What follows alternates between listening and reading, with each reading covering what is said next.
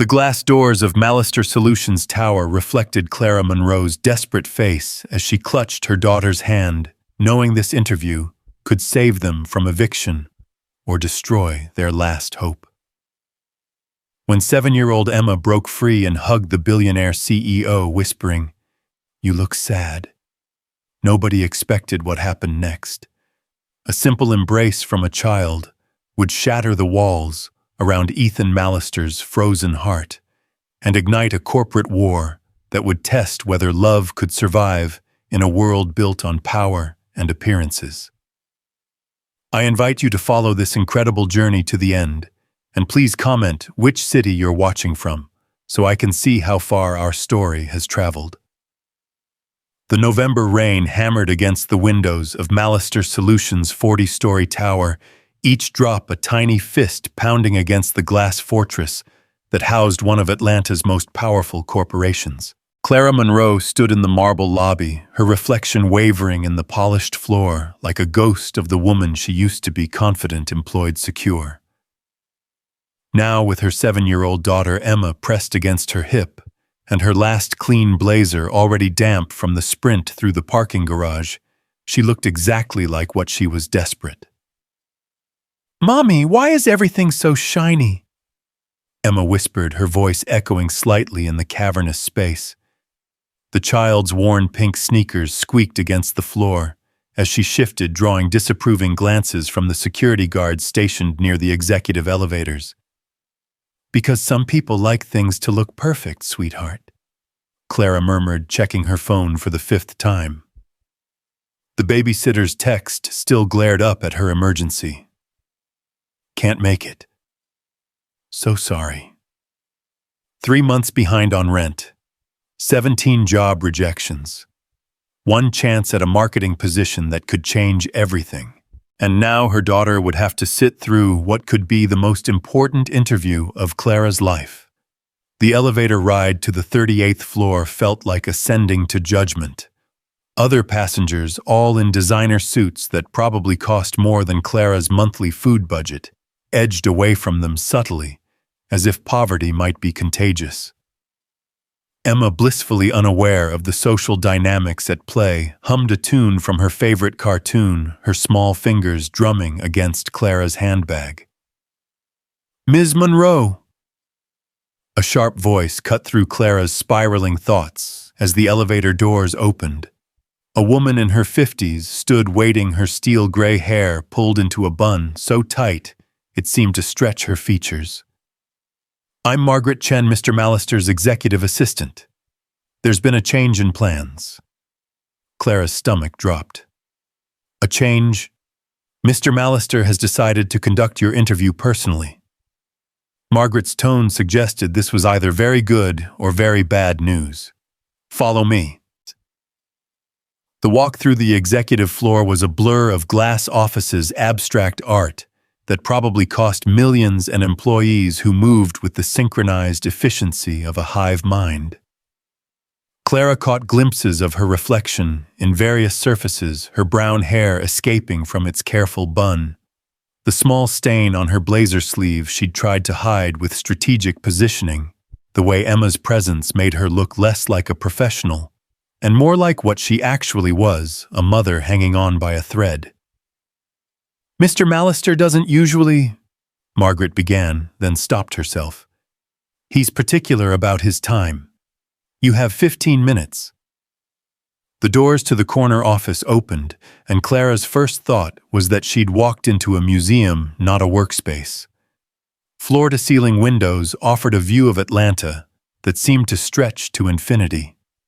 The furniture was all sharp angles and dark wood, expensive and cold.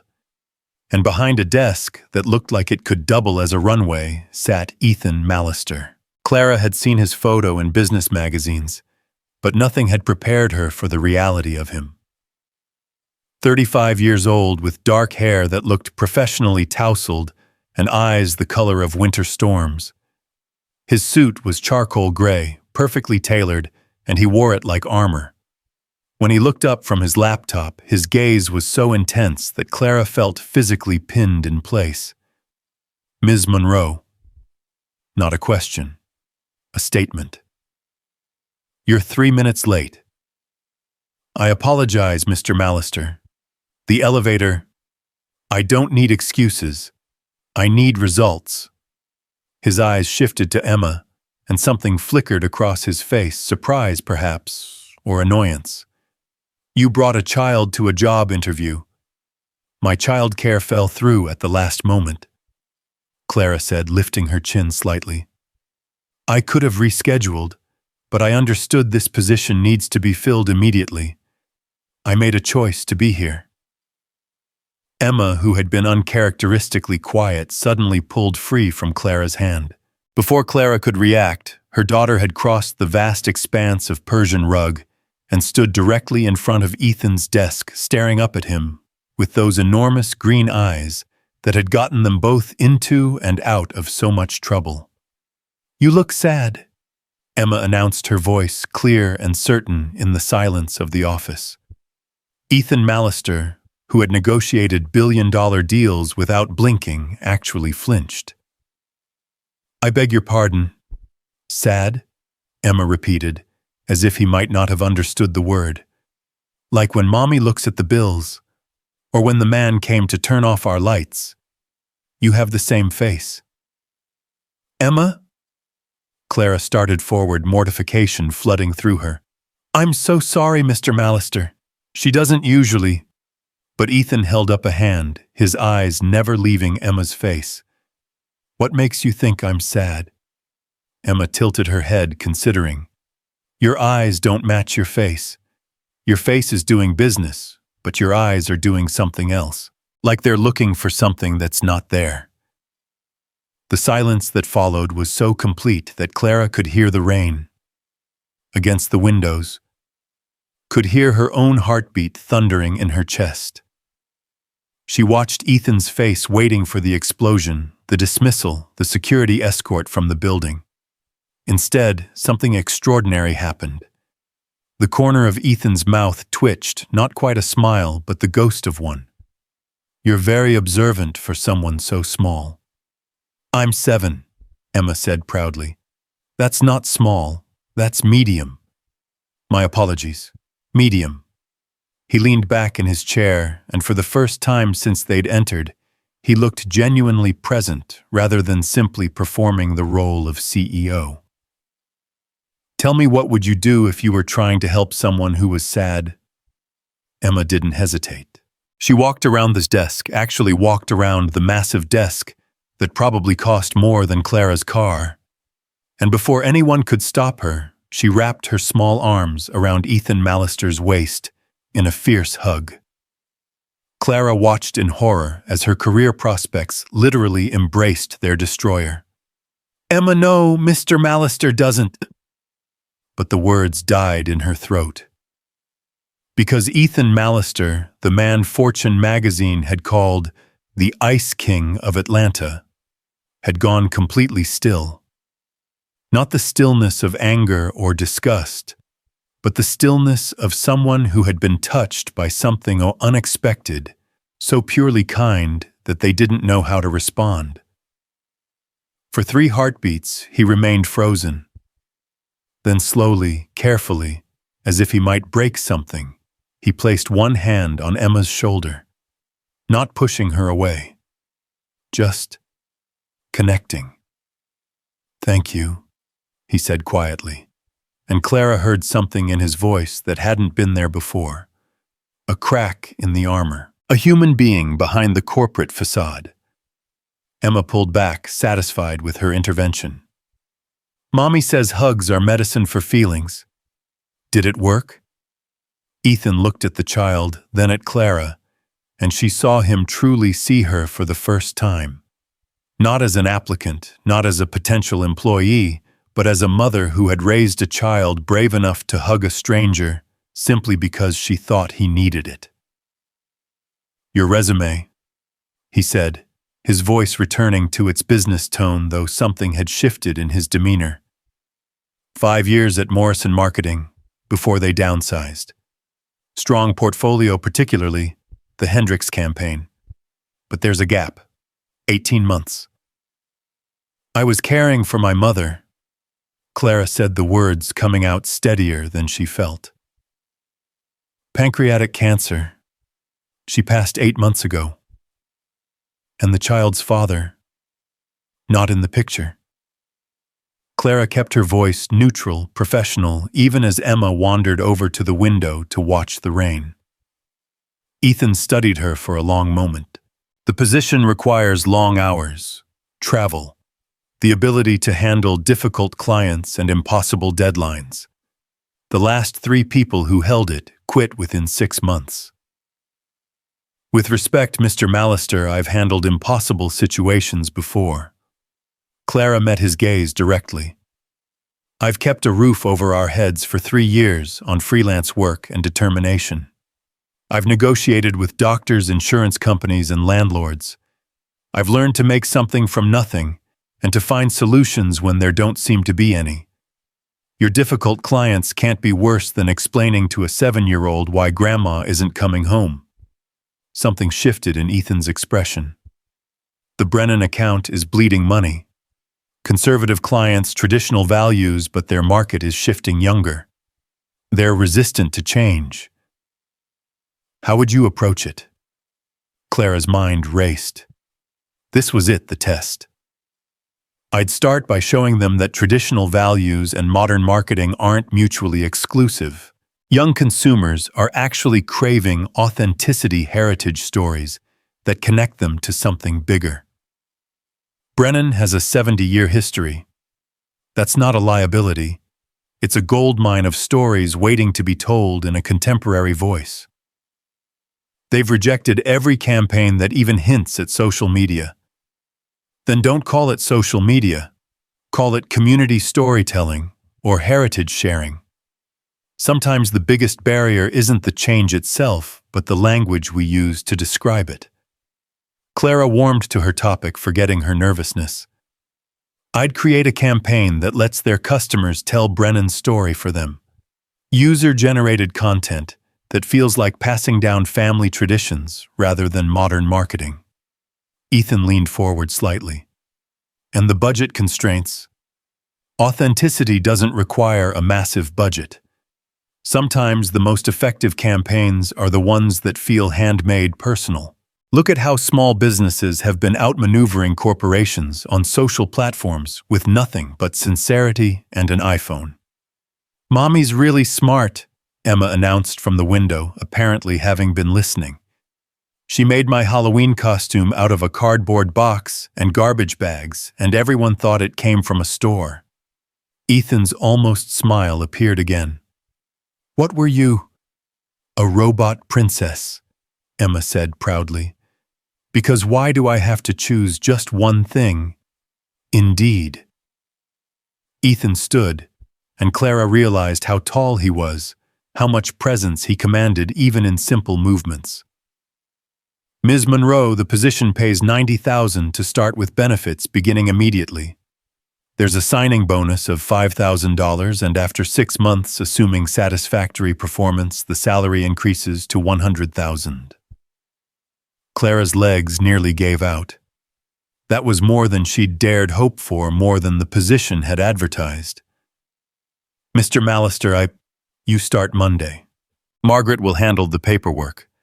We have an on-site childcare facility for employees. Emma would be welcome there after school and during school breaks. You're offering me the job. I'm offering you a chance, Ethan corrected. What you do with it is up to you, but anyone who can raise a child with that much emotional intelligence while dealing with loss and financial hardship has skills that can't be taught in business school. Clara felt tears threatening and blinked them back furiously. Thank you. You won't regret this. I rarely do.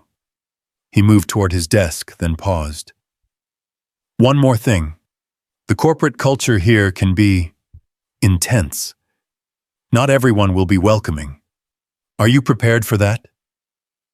Clara thought of the eviction notice on her door of Emma's shoes that were getting too small of all the nights she'd lain awake wondering how she'd provide for her daughter. Mr. Mallister, I've been unwelcome in plenty of places. It hasn't stopped me yet." He nodded, then did something unexpected.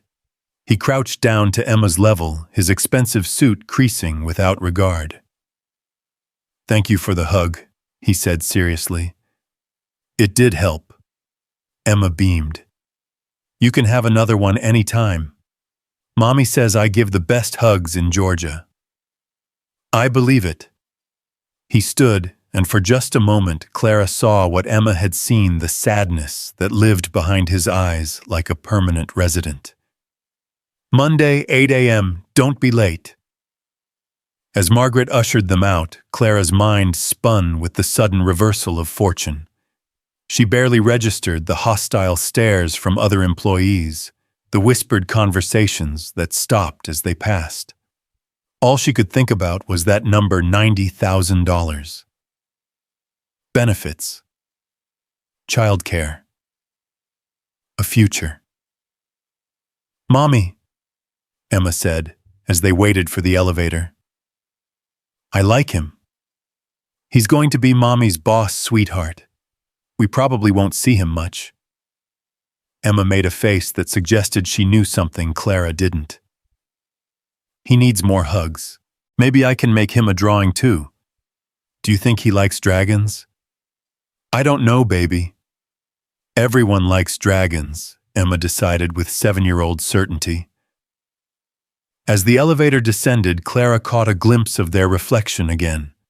Same worn clothes, same tired face, same uncertain future. But something had changed. Hope, that dangerous, beautiful thing she'd been trying not to feel for so long, had sparked to life in her chest. She didn't know that 3 floors up, Ethan Mallister stood at his window, watching their small figures emerge into the rain and dash toward the parking garage. She didn't know that he was thinking about the last time someone had hugged him without wanting something in return 3 years ago, before the accident that had taken everything that mattered and left him with only an empire of glass and steel. She didn't know that Margaret Chen was fielding angry calls from board members who'd had their own candidates for the position, or that Carolyn Mallister was already sending texts questioning her brother's judgment. All Clara knew was that for the first time in 18 months, she could breathe without feeling like she was drowning. The drive home was a blur of Emma's chatter and Clara's mental calculations. $90,000. She could pay off the back rent, get Emma new shoes, maybe even start a college fund. She could stop buying generic everything and choosing between groceries and gas. She could stop lying awake at night, wondering if she was failing her daughter by not providing enough. Their apartment building looked even shabbier after the gleaming perfection of Mallister Solutions. But for once, Clara didn't feel ashamed pulling into the cracked parking lot. This was temporary now, a stepping stone rather than a trap. "Mrs. Patterson's cat is in the window," Emma observed, waving at the tabby that perpetually watched the parking lot. "Do you think Mr. Mallister has a cat?" "I doubt it, honey. He should get one, or a dog. Something that needs hugs."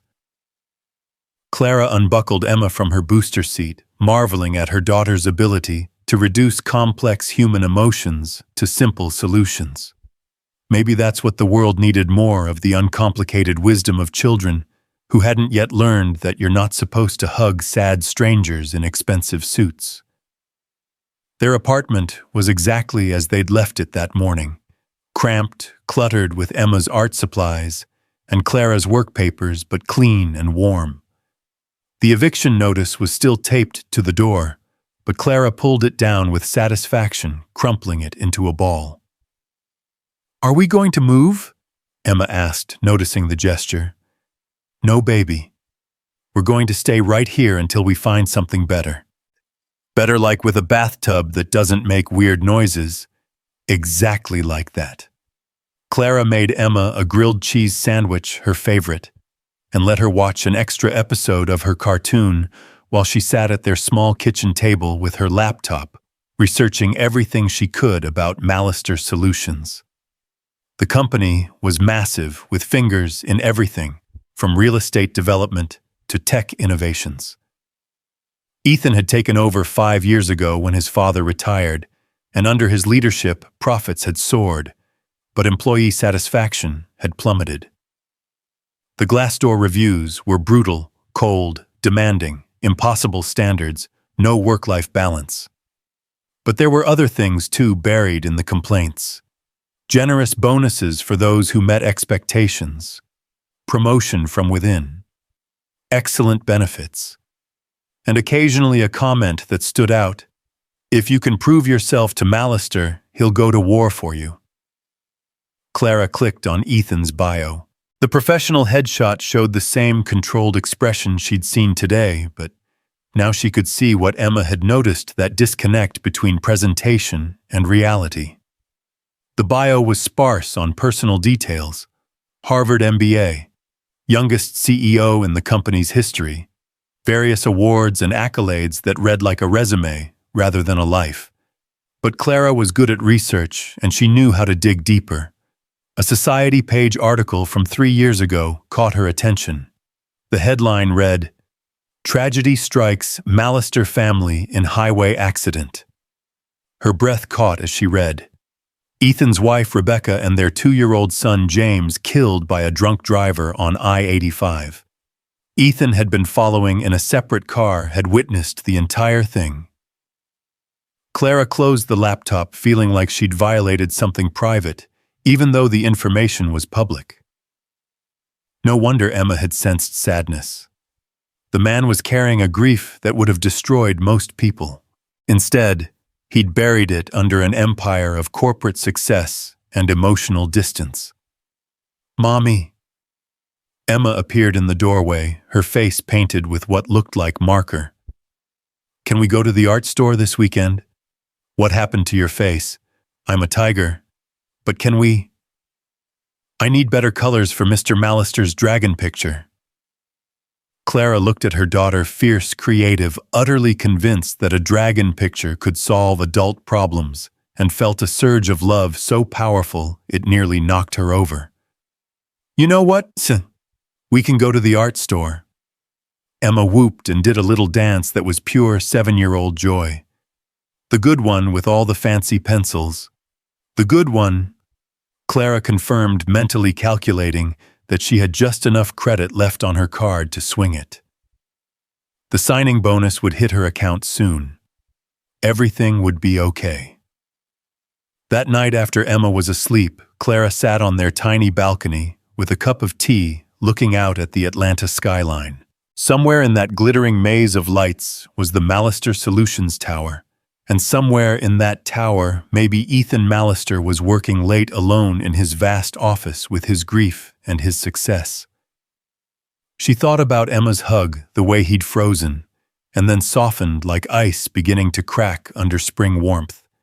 She thought about taking a job with a man who carried that much pain in a company where she'd clearly be seen as an outsider. The rational part of her brain was already cataloging all the ways this could go wrong. But the mother in her, the survivor in her, the woman who'd held her own mother's hand through chemo and radiation, who'd learned to navigate systems designed to exhaust you into giving up, that part of her recognized something in Ethan Mallister. Not a kindred spirit exactly, but maybe a fellow traveler on the road of loss. Her phone buzzed with a text from an unknown number. "This is Margaret Chen, Mr. Mallister asked me to send you the Brennan files to review over the weekend. He said to tell you this is not expected but available if you want to hit the ground running. Also, the company card for your signing bonus and moving expenses is being couriered to your address tomorrow morning." Moving expenses. She hadn't even negotiated for that. Clara typed back a thank you and opened the attached files. The Brennan account was worse than she'd thought, hemorrhaging money and credibility with every failed campaign. But as she read through the history, the failed attempts, the client feedback, she began to see patterns. They weren't just resistant to change, they were terrified of losing their identity. Every campaign had tried to make them something they weren't, instead of helping them become a better version of what they already were. By midnight, Clara had outlined 3 potential approaches, each one building on Brennan's existing brand equity, while subtly modernizing their appeal. She was deep in demographic analysis when her phone buzzed again. This time the number showed as Ethan Mallister. "You're working already. The IT department shows you've accessed the files." Clara hesitated, then typed back, "Couldn't sleep. The Brennan problem is fascinating." Fascinating. That's a word no one's used before. They're not wrong about their brand identity. They're just wrong about what it means to their audience. There was a pause then. "Explain." Clara smiled despite herself. Even via text, he was economical direct. "They think traditional means outdated, but their target demographic thinks traditional means trustworthy. It's not about changing who they are. It's about translating their values into a contemporary language. You have a campaign in mind." It wasn't a question. Clara thought for a moment, then typed, 3, actually. But I need to meet with them first. Understand their fear, not just their resistance. Their fear everyone's afraid of something, Mr. Erston. Mallister. Even conservative tire manufacturers. This time the pause was longer. "Then I've set up a meeting for Tuesday. You'll present your initial thoughts. That's my second day." Problem. Clara looked at the eviction notice in her trash can, at Emma's artwork covering their refrigerator, at the life they'd built from scraps and determination. "No problem at all." "Good. And Ms. Monroe, it's just Ethan. Mr. Mallister was my father." Before Clara could respond, the typing indicator disappeared. She sat there in the dark, phone in hand, wondering what she'd gotten herself into. The smart thing would be to keep her distance, maintain professional boundaries, treat this like any other job. But Emma had hugged him. Emma, who had an uncanny ability to see through people's masks, had looked at one of Atlanta's most powerful men and seen someone who needed comfort. And he'd accepted it. Clara went inside, checked on Emma one more time. She'd kicked off her covers and was sprawled like a starfish across her small bed, and then returned to her laptop. If she was going to walk into Mallister Solutions on Monday, she was going to be prepared. She'd faced down cancer, poverty, and single motherhood. How hard could corporate politics be? The weekend passed in a blur of preparation and art store visits. Emma spent hours working on her dragon picture tongue, poking out in concentration as she layered colors with her new pencils. "It has to be perfect," she kept saying. "Dragons are very particular." Clara didn't have the heart to tell her that Ethan Mallister might never see it, that CEOs didn't typically receive artwork from their employees' children. Instead, she watched her daughter create with the kind of focus usually reserved for neurosurgeons, and felt that dangerous hope growing stronger. Sunday night, Clara laid out her clothes for the next morning, her best blazer freshly dry cleaned, with the last of her emergency fund, a silk blouse she'd found at a consignment shop that looked more expensive than it was, her one pair of good heels resoled twice but still professional. Emma insisted on helping, offering commentary on each piece. "You need a power color," she announced, a phrase she'd clearly picked up from some movie. "Red. Red says, I mean business." "I don't have anything red, baby." Emma disappeared into her room and returned with a red ribbon from one of her art projects. "For your hair. Now you have red." Clara laughed and let Emma tie the ribbon around her ponytail. Looking in the mirror, she had to admit it added something, a touch of unexpected color, of personality, in what would surely be a day of beige cubicles and gray suits. "Perfect," Emma declared. "You look like a mommy who's going to change the world." "I'd settle for changing our circumstances." "Same thing." Emma said with the confidence of someone who hadn't yet learned the difference between dreams and plans. That night, Clara barely slept. She reviewed the Brennan files again, refined her presentations, practiced her pitch in the bathroom mirror. At 3 a.m., she gave up and made coffee sitting at her kitchen table, watching the sky slowly lighten over Atlanta. This was it. The chance she'd been waiting for, praying for, fighting for. Tomorrow, today, now, she would walk into Millister Solutions, not as a desperate mother, but as a professional with ideas, talent, and determination. She would prove that Ethan Millister's unexpected decision to hire her wasn't a mistake. Her phone buzzed. Another unknown number, but the message made her smile. "Good luck today, Ms. Monroe. Though I suspect you won't need it." "EM," Clara typed back. "Thank you. For everything. Don't thank me yet. Wait until you meet the board." That sounds ominous. Realistic. But you handled Emma's honesty about my emotional state. The board should be easy by comparison. Clara laughed out loud, then typed. "She's decided you need a dragon picture, by the way. She's very invested in this project. Dragons are always welcome, particularly ones created by medium-sized humans with strong opinions about emotional health." It was such an unexpectedly warm response that Clara didn't know what to say. Finally, she settled on, "See you tomorrow. Today, technically. And Ms. Monroe. Don't let them smell fear. They're like sharks that way." Noted. Any other advice? Trust your instincts. They got you this far. Clara set down her phone and finished her coffee. Outside, Atlanta was waking up, the city humming to life with promise and possibility.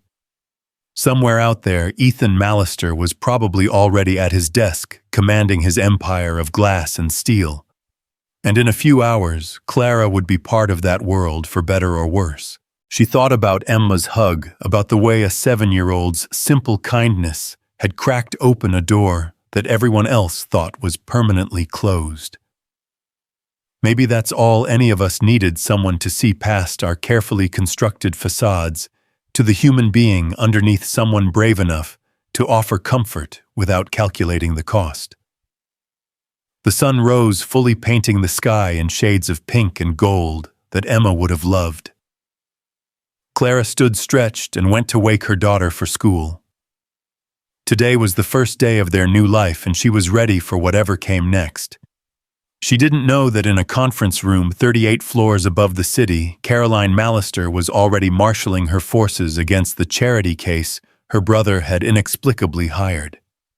She didn't know that at least 3 employees had already started a betting pool on how long the new hire would last. She didn't know that Ethan had arrived at the office at 4 a.m., unable to sleep, and had spent an hour staring at the spot where Emma had hugged him, wondering why such a simple gesture had shaken him so profoundly. All Clara knew was that she had a job to do, a daughter to provide for, and a chance to prove that sometimes the best qualifications can't be measured on a resume. The rest would have to sort itself out as they went. The morning sun streaming through Clara's new office window cast long shadows across the corporate handbook Margaret had left on her desk. She'd barely finished setting up her computer when a knock interrupted her thoughts. A woman stood in the doorway, tall and immaculate, in a cream-colored suit that probably cost more than Clara's monthly rent. Her blonde hair was pulled back in a style similar to Margaret's, but where Margaret's severity seemed professional, this woman's felt predatory. "You must be the new hire," the woman said, her smile not reaching her eyes. "I'm Caroline Millister, CFO." Clara's stomach tightened. Ethan's sister. She stood extending her hand. "Clara Monroe. It's nice to meet you." Caroline's handshake was brief, her fingers cold. "Yes, my brother mentioned his unconventional hiring decision. Something about your daughter making quite an impression." The way she said daughter made it sound like something distasteful. Clara kept her expression neutral. Mr. Mallister was very kind to accommodate the circumstances. Ethan's always been susceptible to emotional appeals, Caroline said, moving into the office uninvited. She examined the bare walls, the empty desk, Clara's modest blazer. Tell me, Ms. Monroe, what exactly are your qualifications for handling our Tier 1 accounts? I have 5 years of experience at Morrison Marketing, with a focus on brand rehabilitation and market expansion. I've reviewed the Brennan files extensively over the weekend, and Morrison, Caroline interrupted. They went under, didn't they? All their clients jumped ship within a month. She turned from the window, her blue eyes sharp as surgical instruments. I do hope that wasn't your influence. Clara felt heat rise in her cheeks, but kept her voice steady. Morrison's closure was due to the owner's embezzlement, which happened 2 years after I left. My campaigns there increased client retention by 30%. How nice for them. Caroline moved toward the door, then paused. A word of advice, Ms. Monroe. Mallister Solutions has a certain standard. We're not a charity organization, despite what my brother's momentary lapse might suggest. You'll find that sympathy only extends so far in this building. She left before Clara could respond, her perfume lingering like a threat. Clara sank into her desk chair, hands trembling slightly. It was 8:47 a.m. on her first day, and she'd already made an enemy of the CFO. Her computer chimed with a calendar notification. Staff meeting. Conference room at Chung. Clara grabbed a notepad and pen, checked her reflection in her phone screen, and made her way through the maze of cubicles. She could feel eyes on her as she walked, conversations stopping mid-sentence. Someone whispered something about desperate times, and someone else laughed, the sound sharp as breaking glass. Conference room A was packed with what seemed to be the entire marketing department. Perhaps 20 people arranged around a massive oval table. Clara took the only empty seat near the door, trying to be invisible. The man next to her, middle-aged, with the soft look of someone who'd been comfortable for too long, shifted his chair slightly away from her. Ethan entered at exactly 9 o'clock, and the room's energy shifted immediately. Where Friday's Ethan had been controlled but accessible, Monday's version was pure corporate authority. His charcoal suit was immaculate, his expression unreadable. His eyes swept the room and paused for a fraction of a second on Clara before moving on. The Brennan presentation is tomorrow, he said without preamble. They're bringing their entire board. If we lose this account, we lose the entire southeastern manufacturing sector with it. They talk to each other, and right now they're all talking about how we've failed to deliver. He turned to a man at the far end of the table. Richardson, where are we on the new campaign? Richardson, a man who looked like he'd stepped out of a golf magazine, cleared his throat. We're pursuing a digital-forward strategy focusing on millennial engagement through the same strategy they rejected last month. Ethan's voice could have frozen water. With modifications. We've added an influencer component. They specifically said no influencers. Did you even read their feedback? The room was silent except for the hum of the air conditioning. Richardson's face flushed red. Sir, with respect, they don't know what they want. They say traditional, but traditional doesn't sell anymore. Then maybe we need someone who can sell traditional. Ethan's gaze found Clara. Ms. Monroe, you reviewed the files. Thoughts? Every head in the room turned toward her. Clara felt the weight of their attention, their skepticism, their resentment that the new hire was being asked to speak in her first staff meeting. She thought of Emma's absolute confidence when she'd declared Clara would change the world.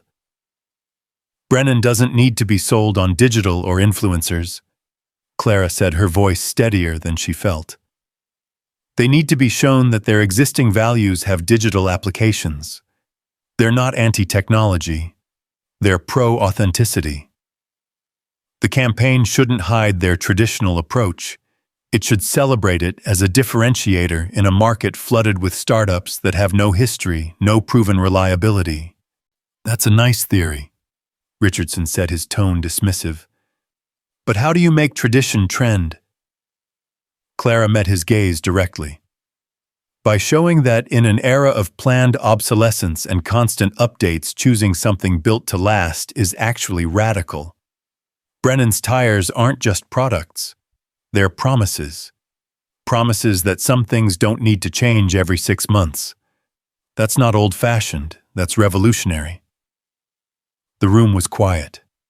Someone at the back whispered something that sounded like, "Who does she think she is?" But Clara kept her eyes on Ethan, who was watching her with an expression she couldn't read. "Work it up," he said finally. "Full presentation. You have until 3 o'clock. "Sir," Richardson protested, "I've been on this account for 6 months. You can't just hand it to someone who's been here for 5 minutes. "I'm not handing her anything," Ethan said coldly. "You'll both present. The best strategy wins." He stood signaling the meeting's end. 3 o'clock. Don't waste my time. As people filed out, Clara heard the whispers intensify. Single mother. Hired because of her kid. Won't last the week. She kept her head high, returning to her office with measured steps. Only when her door was closed did she allow herself a moment of panic. She had 6 hours to create a presentation that could save a multi-million-dollar account and justify Ethan's faith in her.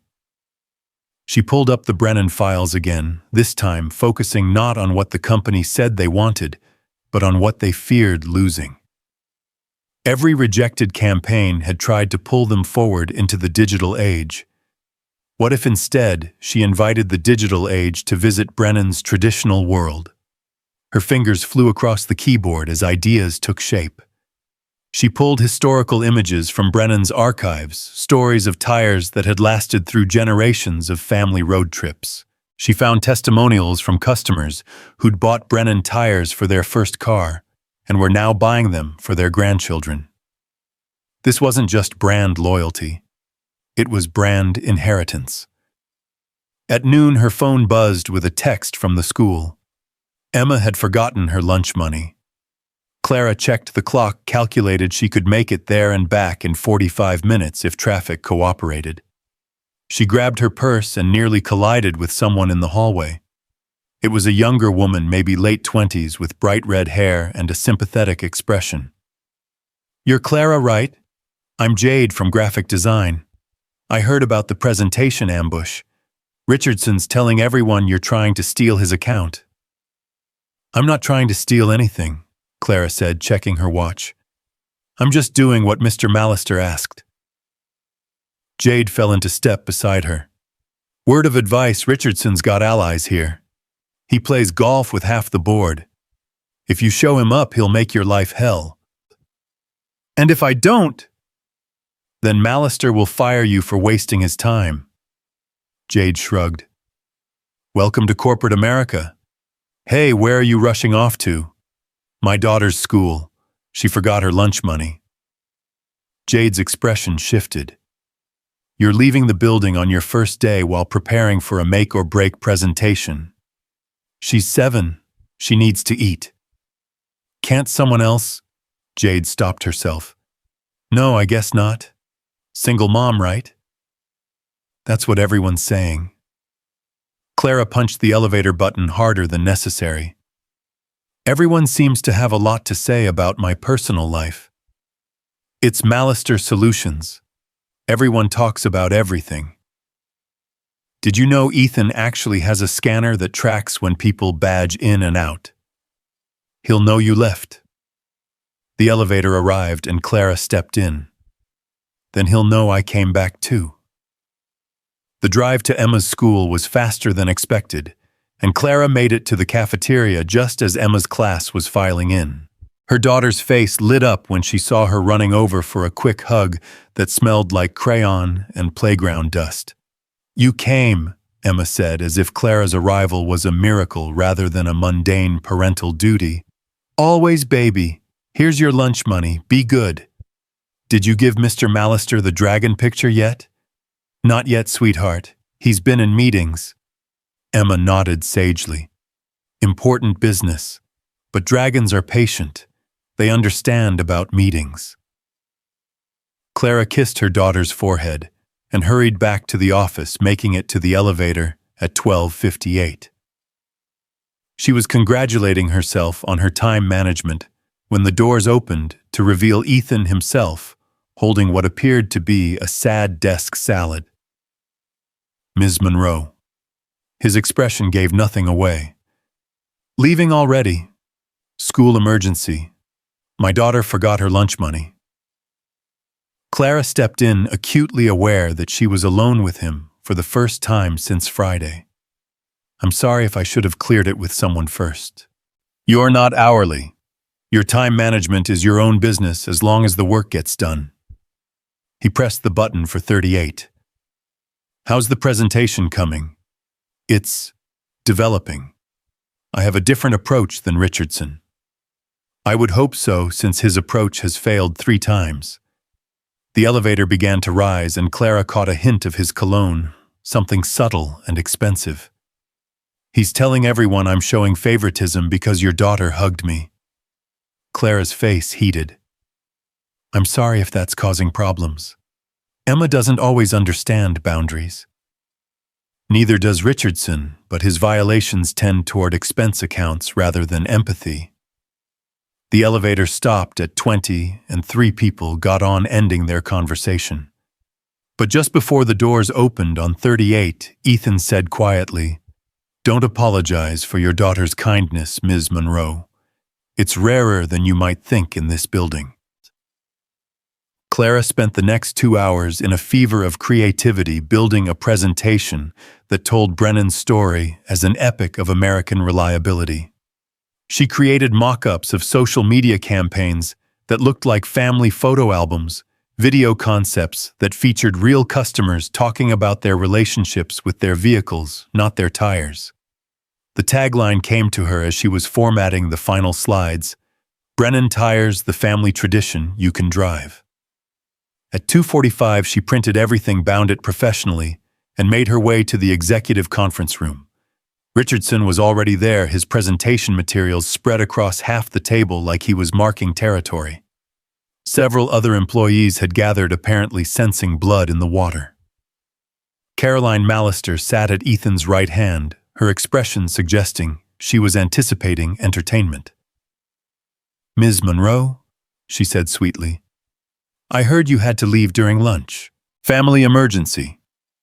Handled and resolved, Clara replied, taking a seat across from Richardson. How efficient. I do hope you can maintain that balance. This position requires absolute focus. Before Clara could respond, Ethan entered. Richardson, you're first. Richardson's presentation was exactly what Clara had expected, slick, modern, aggressive. It treated Brennan like a problem to be solved, rather than a legacy to be honored. He used terms like pivot and disruption and brand revolution. To his credit, it was professionally executed. To his detriment, it was exactly what Brennan had already rejected, just dressed in newer buzzwords. Questions? Richardson asked when he finished his confidence, slightly wilted by Ethan's lack of reaction. Just one, Ethan said. Did you listen to anything the client said they wanted? Sir, what they want is market suicide. What they want is respect for their identity. Ms. Monroe. Clara stood, her heart hammering. She opened with a slide showing a Brennan tire from 1952 next to one from 2024. They look almost identical, she began. And that's not a weakness. That's 70 years of refusing to fix what isn't broken. She walked them through her vision, a campaign that positioned Brennan not as outdated, but as proven. She showed them mock-ups of advertisements featuring 3 generations of the same family, all driving on Brennan tires. She presented social media strategies that invited customers to share their own Brennan stories, creating a digital community around analog values. The millennial market isn't just about disruption, Clara said, clicking to her final slide. It's also about authenticity, sustainability, choosing products that last, instead of constantly replacing. Brennan isn't behind the times, they're beyond them. They're what you choose when you're tired of being sold something new every year. The room was silent when she finished. Richardson's face had gone from red to white. Caroline looked like she'd bitten into something sour. But Ethan was almost smiling.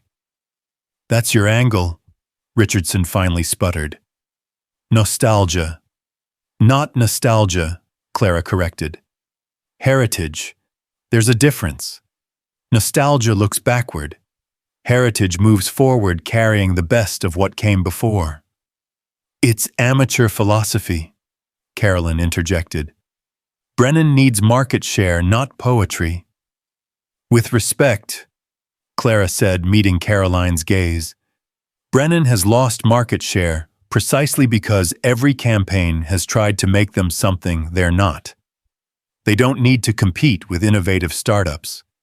They need to be the alternative to them." Ethan stood. "Clara's presentation goes to Brennan tomorrow. Richardson, you'll support her pitch." "This is a mistake," Richardson said, his professional composure finally cracking. "You're trusting a multi-million-dollar account to someone who doesn't even know our systems yet. I'm trusting it to someone who listened to the client instead of lecturing them." Ethan's voice could have cut glass. "Clara, be ready at 8 tomorrow morning. The presentation is at 9. As the room cleared, Clara heard Richardson mutter to someone, "She won't last the month." Ethan's lost his edge hiring charity cases because they make him feel human. The words stung, but Clara kept walking. She had won this round, but she could feel the resentment following her like smoke. Back in her office, she found Jade waiting with a cup of coffee and a rueful smile. "Congratulations," Jade said. "You just made enemies of half the marketing department." "I did what I was asked to do." "Yeah, that's the problem. You did it too well." Jade handed her the coffee. "Richardson's already spreading rumors that you're sleeping with Ethan. That's always their go-to when a woman succeeds here." Clara nearly choked on her coffee. "That's ridiculous. I've barely spoken to him." "Doesn't matter. You're a single mom who got hired after one interview where your kid was present. In their minds, that's suspicious." Jade perched on Clara's desk. "Look, I like you. You seem real, which is rare here. So let me give you some advice. Document everything. Every interaction, every success, every time someone tries to undermine you. Because they will try." Before Clara could respond, her desk phone rang. Margaret's voice was crisp. "Mr. Mallister wants to see you in his office." The walk to Ethan's office felt longer than it had that morning. This time she noticed things she'd missed before: the abstract art that looked like expensive sadness, the way employees went quiet when she passed, the fact that every surface in the building seemed designed to reflect rather than absorb. Ethan was standing at his window when she entered, his back to her. The late afternoon sun cast his shadow long across the Persian rug. "Close the door," he said without turning. Clara did, her pulse quickening. "Is there a problem with the presentation?" "The presentation is fine. Better than fine." He turned, and she was struck again by how tired he looked under the corporate polish. "But you should know what you're walking into tomorrow. Robert Brennan, the CEO, is old school. He's going to see a young woman presenting and assume you're someone's assistant." "I can handle condescension." "Can you handle him asking if you're married? If you have children, he's 73 and has never quite grasped employment law." Clara thought of all the inappropriate questions she'd fielded over the years, the assumptions, the propositions disguised as opportunities. "Mr. Mallister, Ethan. I've been a single mother in the workforce for 7 years. There's nothing Robert Brennan can say that I haven't heard before. He might walk out. He did that once when we sent a female engineer to discuss specifications. Then he'll miss a presentation that could save his company's market share. Clara lifted her chin. I'm not afraid of difficult people. Something shifted in Ethan's expression. No, I don't suppose you are. He moved to his desk, picking up a folder. Emma's enrollment forms for the company daycare, if you want to use it. Clara took the folder, touched by the gesture. Thank you. She'll be thrilled. She's been working on a dragon picture for you, by the way. She's very invested in this project. A dragon. For the first time since she'd entered, he looked genuinely engaged. Any particular reason? She says dragons are patient and understand about meetings. 7-year-old logic. Sometimes that's the best kind. He returned to the window, a clear dismissal, but as Clara reached the door, he spoke again. Your presentation today, it wasn't just good. It was exactly what needed to be said. Don't let Richardson or anyone else convince you otherwise. Clara left his office feeling oddly warm, like she'd been given something precious without quite knowing what it was. She worked until 6, refining the presentation, preparing for every possible objection Brennan might raise. When she finally packed up to leave, the office was nearly empty, except for a few workaholics and cleaning staff. The daycare was on the 3rd floor, a bright, cheerful space that seemed to exist in a different universe from the corporate floors above. Emma was one of the last children there, playing with blocks, while a patient teacher supervised. Mommy! Emma abandoned her blocks and ran over. This place is amazing. They have real art supplies and computers, and Miss Jennifer says I can come every day after school. That's wonderful, baby. Clara signed Emma out, gathering her backpack and lunchbox. Did you have a good day at school? Mrs. Henderson says I'm very articulate.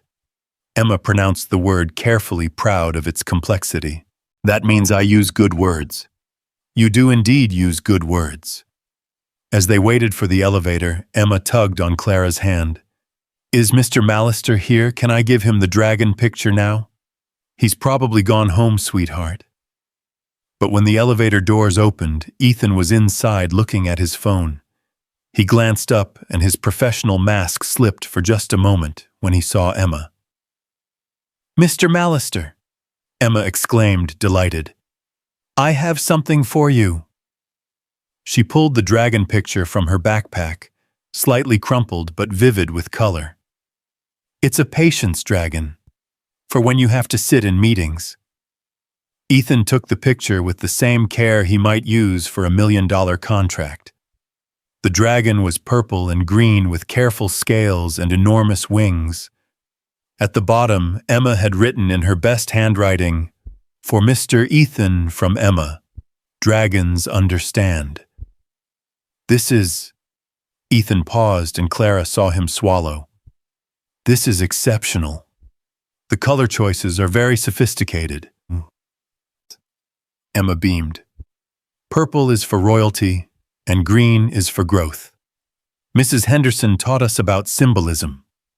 Your Mrs. Henderson is clearly an excellent teacher. He folded the picture carefully and placed it in his inner jacket pocket. I'll keep this in my office, for the difficult meetings. Not just difficult ones, Emma said seriously. For any time you need to remember that someone thinks you're worth drawing dragons for. The elevator seemed to shrink around them. Clara saw Ethan's throat work, saw him struggle with something that had nothing to do with corporate strategies or market shares. Thank you, Emma, he said quietly. That's very kind. The doors opened at the parking garage, and Clara ushered Emma out quickly, feeling like she'd witnessed something too private, too raw for the fluorescent lights of Mallister Solutions. Bye, Mr. Ethan, Emma called back. I can make you more pictures if you want. I also do unicorns and spaceships. I would like that, Ethan said, and Clara heard truth in it, not politeness. As they drove home, Emma chattered about her day, about the daycare, about her plans for future artwork. Clara half listened, her mind replaying the moment in the elevator, the way Ethan had held Emma's picture like it was made of spun glass. That night, after Emma was asleep, Clara sat with her laptop researching Robert Brennan. 73 years old, married to the same woman for 50 years, 3 sons who all worked in the family business. He'd built Brennan Tires from a single shop to a regional powerhouse.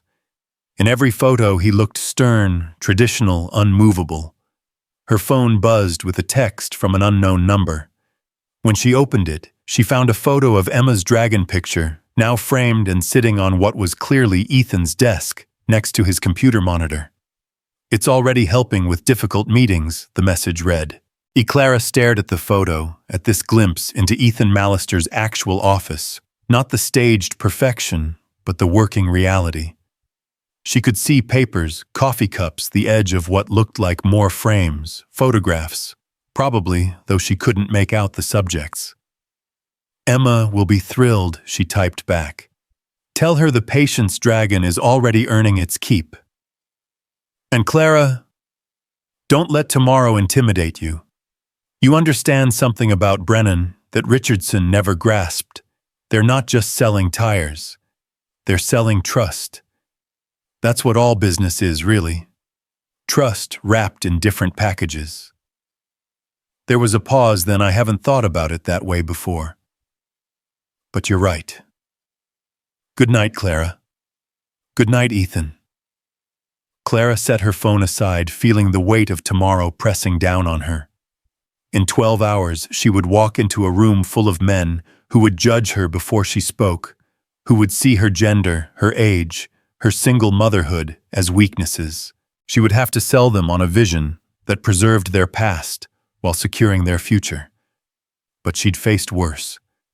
She'd held her mother's hand through the final stages of cancer, had heard the death rattle that sounds like broken machinery. She'd given birth alone because Emma's father had decided fatherhood wasn't in his 5-year plan. She'd negotiated with creditors and landlords, and utility companies, had learned that dignity was a luxury she couldn't always afford. Tomorrow she would walk into that boardroom with Emma's absolute faith in her abilities and Ethan's unexpected trust. She would speak for Brennan Tires, but she would also speak for everyone who understood that sometimes the old ways weren't outdated, they were proven. That in a world of constant change, stability wasn't stagnation, it was strength. The rain started again as she got ready for bed, drumming against the windows of their small apartment. Clara thought of Ethan in his tower of glass and steel, Emma's dragon guarding his desk. She thought of Carolyn's hostility and Richardson's resentment. She thought of Jade's warning about documentation and enemies. But mostly, she thought about Emma's hug that first day, the way she'd seen through Ethan's armor to the sadness beneath. Her daughter had a gift for seeing people as they really were and not as they pretended to be. And she'd seen something in Ethan worth comforting. Clara fell asleep thinking about trust and tradition, about dragons, and patience, about the strange turns life takes when you're brave enough to walk through doors that shouldn't have opened for someone like you. Tomorrow would bring whatever it brought. Tonight, she had a job, a future, and the beginning of something she didn't quite dare name yet. The morning of the Brennan presentation arrived wrapped in fog so thick that Atlanta's skyline disappeared into white nothing. Clara stood in front of her bathroom mirror at 5:30 a.m., applying makeup with hands that only trembled slightly. Emma was still asleep, curled into her pillow, with the absolute peace of childhood. Clara envied her that ability to trust that tomorrow would sort itself out. She'd chosen her clothes carefully, a navy suit that suggested authority without threatening it, pearl earrings that her mother had left her, the red ribbon Emma had given her, wrapped around the handle of her portfolio like a talisman. Looking at her reflection, Clara saw a professional woman ready for battle. She hoped Robert Brennan and his board would see the same thing. The drive to Millionaire Solutions was surreal in the fog, like traveling through clouds. Clara arrived at 7:15, wanting time to review everything once more. The building was quieter at this hour, populated mainly by security and the kind of people who measured their worth in how many hours they worked. Her office felt different in the early morning light, less intimidating, more like a space that could become hers, given time. Clara spread out her presentation materials, checking each slide, each transition, each carefully crafted argument. She'd memorized every word, but knew that the real test would be reading the room, adapting to whatever resistance Brennan threw at her. At 7:45, her phone buzzed. A text from Ethan, "They're here. Conference room A." Robert brought his 3 sons and his lawyer. The lawyer was a surprise. Clara typed back, "Should I be concerned about the lawyer only if you're planning to lie to them? Then we're fine. I know." That simple expression of confidence did more for Clara's nerves than all her preparation. She gathered her materials and made her way to conference room A, her heels clicking against the marble with more authority than she felt. The Brennan contingent looked exactly as she'd expected, 4 men in their 60s and 70s, all wearing suits that had been expensive 20 years ago, all with the kind of faces that had never questioned their place in the world. Robert Brennan sat at the center, his white hair thin but carefully styled, his hands folded over a stomach that spoke of good living and no apologies. Ethan stood as she entered, a gesture that forced the Brennan men to do the same, though she could see it pained them. "Gentlemen, this is Clara Monroe, our lead strategist on your account." Lead strategist. Robert Brennan's voice was exactly what Clara had imagined, gravel and authority, and barely concealed skepticism. "What happened to Richardson?" "Richardson is part of the team," Ethan said smoothly. "But Ms. Monroe has developed the approach we believe will restore Brennan's market position." Robert's eldest son, who looked like a slightly deflated version of his father, actually snorted. "Miss Monroe looks like she just graduated college." "I graduated 12 years ago," Clara said, setting up her materials with steady hands. "From Emory with honors. But I understand your concern.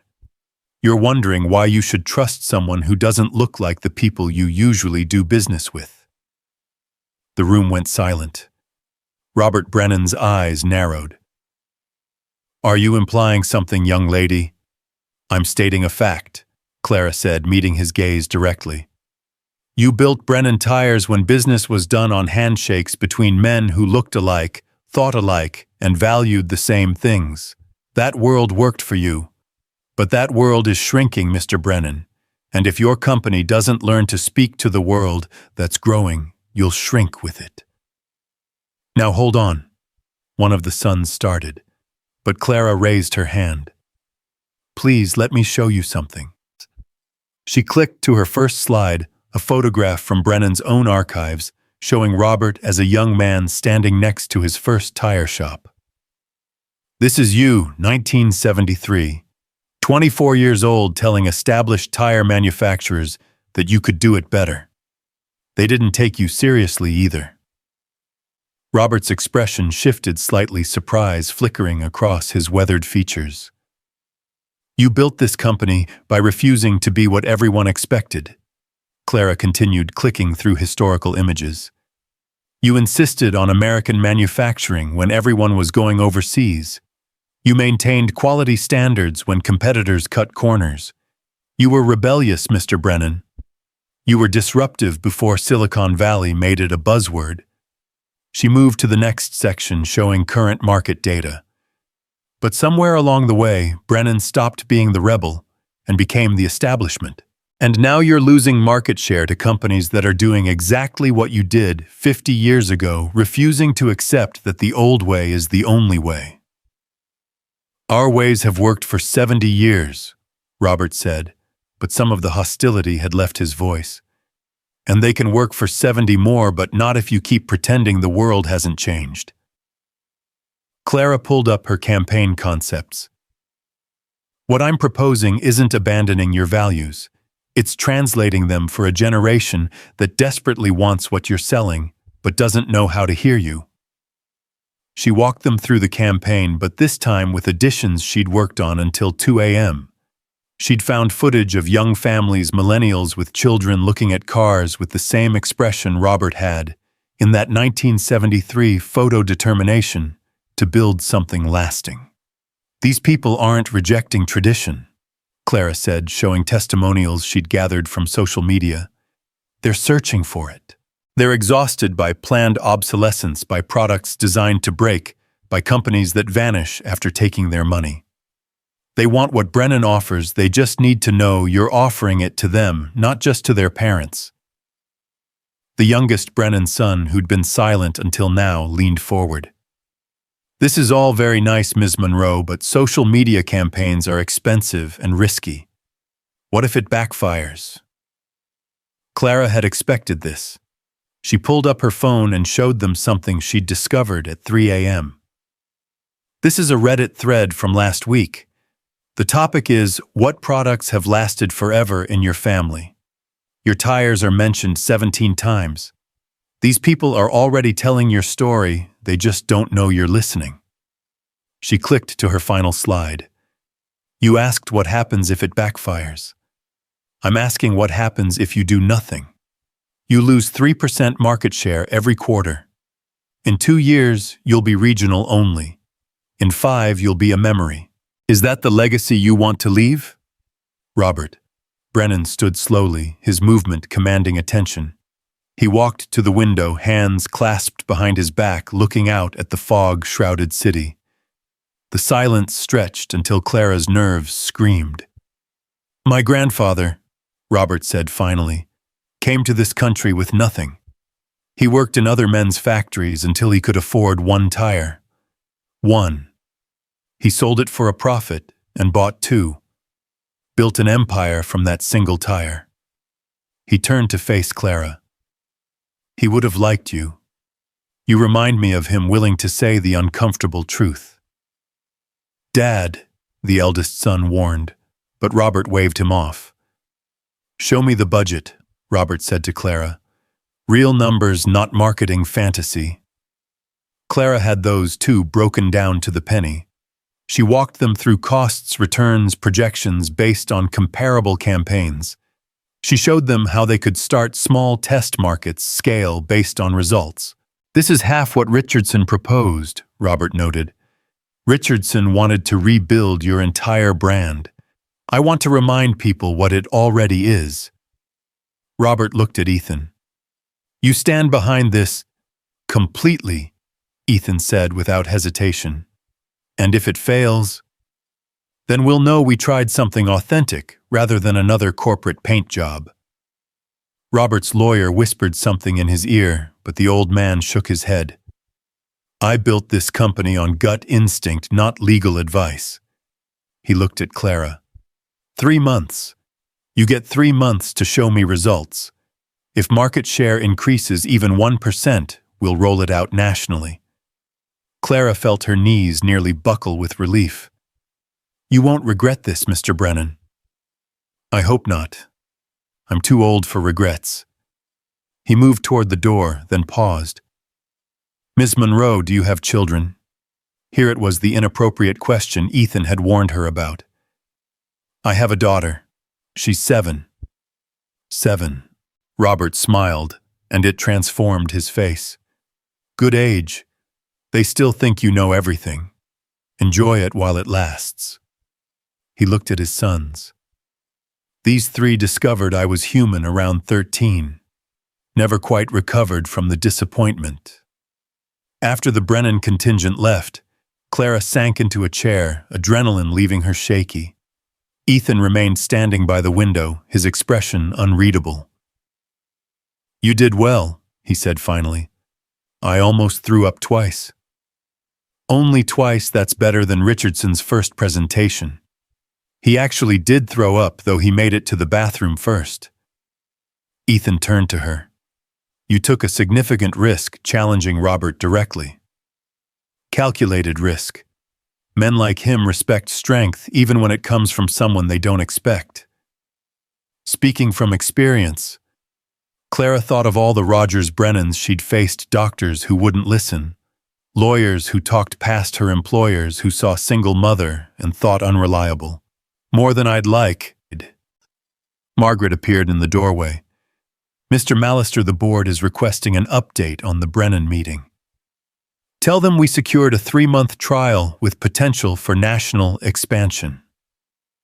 Margaret's expression didn't change, but Clara caught something like surprise in her eyes. I'll inform them immediately. When she left, Ethan said, You should know that Richardson is telling everyone you manipulated the situation, that you used your circumstances to gain sympathy. My circumstances, being a single mother, having Emma present at your interview. He's suggesting you're playing on my personal situation. Clara stood, anger flooding through her. He thinks I'm using my daughter as some kind of leverage that I would exploit. She stopped, realizing what Ethan meant. His personal situation, his loss. He thinks I'm manipulating your grief. Richardson thinks everyone operates the way he does, calculating advantage, exploiting weakness. Ethan's voice was carefully neutral. I'm telling you so, you're prepared for the narrative he's creating. And what do you think? Ethan was quiet for a long moment. I think Emma hugged me because she's been raised by someone who teaches kindness as a default rather than a strategy. I think you got this position because you're brilliant, not because you're sympathetic. And I think Richardson is about to learn that spreading rumors about my personal life is a career-limiting move. Before Clara could respond, her phone rang. The school. Ms. Monroe, this is Mrs. Henderson. Emma's fine, but there's been an incident. We need you to come to the school. Clara's stomach dropped. What kind of incident? She punched another student. We have a zero-tolerance policy for violence. The words didn't compute. Emma, who cried when she stepped on ants, had punched someone. I'll be right there. She looked at Ethan, mortified. I have to go. Emma's in trouble at school. What kind of trouble? She hit another student. She's never... I don't understand. Go, Ethan said immediately. Handle it. But I should debrief about Brennan, and there's the implementation timeline. Clara, go take care of your daughter. The work will be here when you get back. She grabbed her things and rushed out, to her mind racing.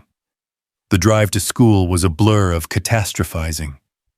What if Emma was expelled? What if this was some kind of breakdown from all the recent stress? What if Clara had been so focused on work that she'd missed signs of trouble? She found Emma in the principal's office, looking small and defiant in the adult-sized chair. Her art smock had paint on it, and her knuckles were red. Mrs. Henderson sat beside her, expression carefully neutral. What happened? Clara asked, crouching beside her daughter. Emma's chin jutted out. Timothy said mean things. What kind of mean things? He said we were poor. He said his mom told him we were charity cases, and that's why you had to bring me to your job interview, because we can't afford babysitters. Clara's heart clenched. Even here in 2nd grade, the judgments followed them. Oh, sweetheart, but hitting is never... He said you were probably dating Mr. Mallister for his money. Emma interrupted, her green eyes blazing. He said that's what his dad said at dinner. That you were a gold digger using me to get sympathy. The principal, Mrs. Garrett, cleared her throat. Obviously, Timothy's comments were inappropriate, and his parents will be spoken to, but Emma broke his nose. I didn't mean to break it, Emma said. I just wanted him to stop talking. Clara looked at her daughter, 7 years old, and already defending their honor against gossip she shouldn't even understand. Violence is never the answer, Emma. You know that. But talking wasn't working. I tried to walk away like you taught me, but he followed me. He kept saying horrible things about you. Tears finally spilled over. He said you were desperate and that Mr. Mallister would figure it out soon and fire you, and we'd be homeless. Clara pulled Emma into her arms, feeling her daughter shake with the aftermath of rage and fear. Over Emma's head, she met Mrs. Henderson's eyes and saw sympathy there. Given the circumstances, Mrs. Garrett said, we're not going to suspend Emma, but she'll have in-school suspension tomorrow, and we strongly recommend she apologize to Timothy when he returns. I won't, Emma said into Clara's shoulder. He should apologize to Mommy. We'll discuss it at home, Clara said, standing with Emma still attached to her. Thank you for calling me. As they walked to the car, Emma held Clara's hand tightly. Are you mad at me? I'm not mad, baby. I'm sad that you felt you had to defend me. That's not your job. But they were lying. You're not dating Mr. Mallister. You barely know him. And we're not charity cases. You work really hard. Clara buckled Emma into her booster seat, choosing her words carefully. Sometimes people say mean things when they're insecure or jealous. Timothy's parents might be worried about their own lives and taking it out on us. That's stupid. Yes, it is. But hitting Timothy doesn't make them wrong. It just makes us look like they might be right. Emma was quiet on the drive back to Mallister Solutions. Clara had called the daycare to let them know they were coming, but when they arrived at the building, Emma asked, "Can I see your office?" Clara hesitated. It was 11:30. The building would be full of people who already questioned her professionalism. Bringing her suspended daughter to work would only fuel the fire. But looking at Emma's face, still blotchy from crying, still defiant in defense of her mother, Clara decided she didn't care what anyone thought. Sure, baby. But you have to be quiet and professional, okay? They took the elevator to 38. Emma holding Clara's hand tightly. Several people stared as they passed, and Clara heard someone whisper, "That's the kid who got her hired." Her office felt like a sanctuary after the gauntlet of the hallway. Emma looked around with interest, touching the desk, looking out the window, spinning in the desk chair. "It's nice," she pronounced, "but it needs pictures, and maybe a plant." "I've only been here 2 days, sweetheart." "Still, it's too gray." Emma pulled out her art supplies, she always had some with her, and began drawing at Clara's desk. "I'll make you something colorful." Clara tried to work answering emails about the Brennan campaign, but her mind kept returning to Timothy's words, parroted from his parents. Gold digger, charity case, desperate. Is that really how everyone saw her? A knock interrupted her spiraling thoughts. Jade stood in the doorway holding 2 cups of coffee and looking curious. "Heard you killed it with Brennan. Also heard you have a visitor." "My daughter Emma." "Emma, this is Ms. Jade." Emma looked up from her drawing. "You have pretty hair. It's like fire." Jade grinned. "I like her. Very direct." She handed Clara a coffee. "So the rumor mill is in overdrive. Richardson's telling everyone you seduced Brennan with folksy wisdom and emotional manipulation." "Richardson's an ass," Emma said matter-of-factly, not looking up from her drawing. Emma language. "Well, he is. He made Timothy's dad think bad things about you." Jade's eyebrows rose. "There's a story here." Clara gave her the abbreviated version. Jade's expression darkened with each detail. "So let me get this straight," Jade said. "A second grader is repeating boardroom gossip about you at school, and your kid broke his nose defending you. She shouldn't have hit him."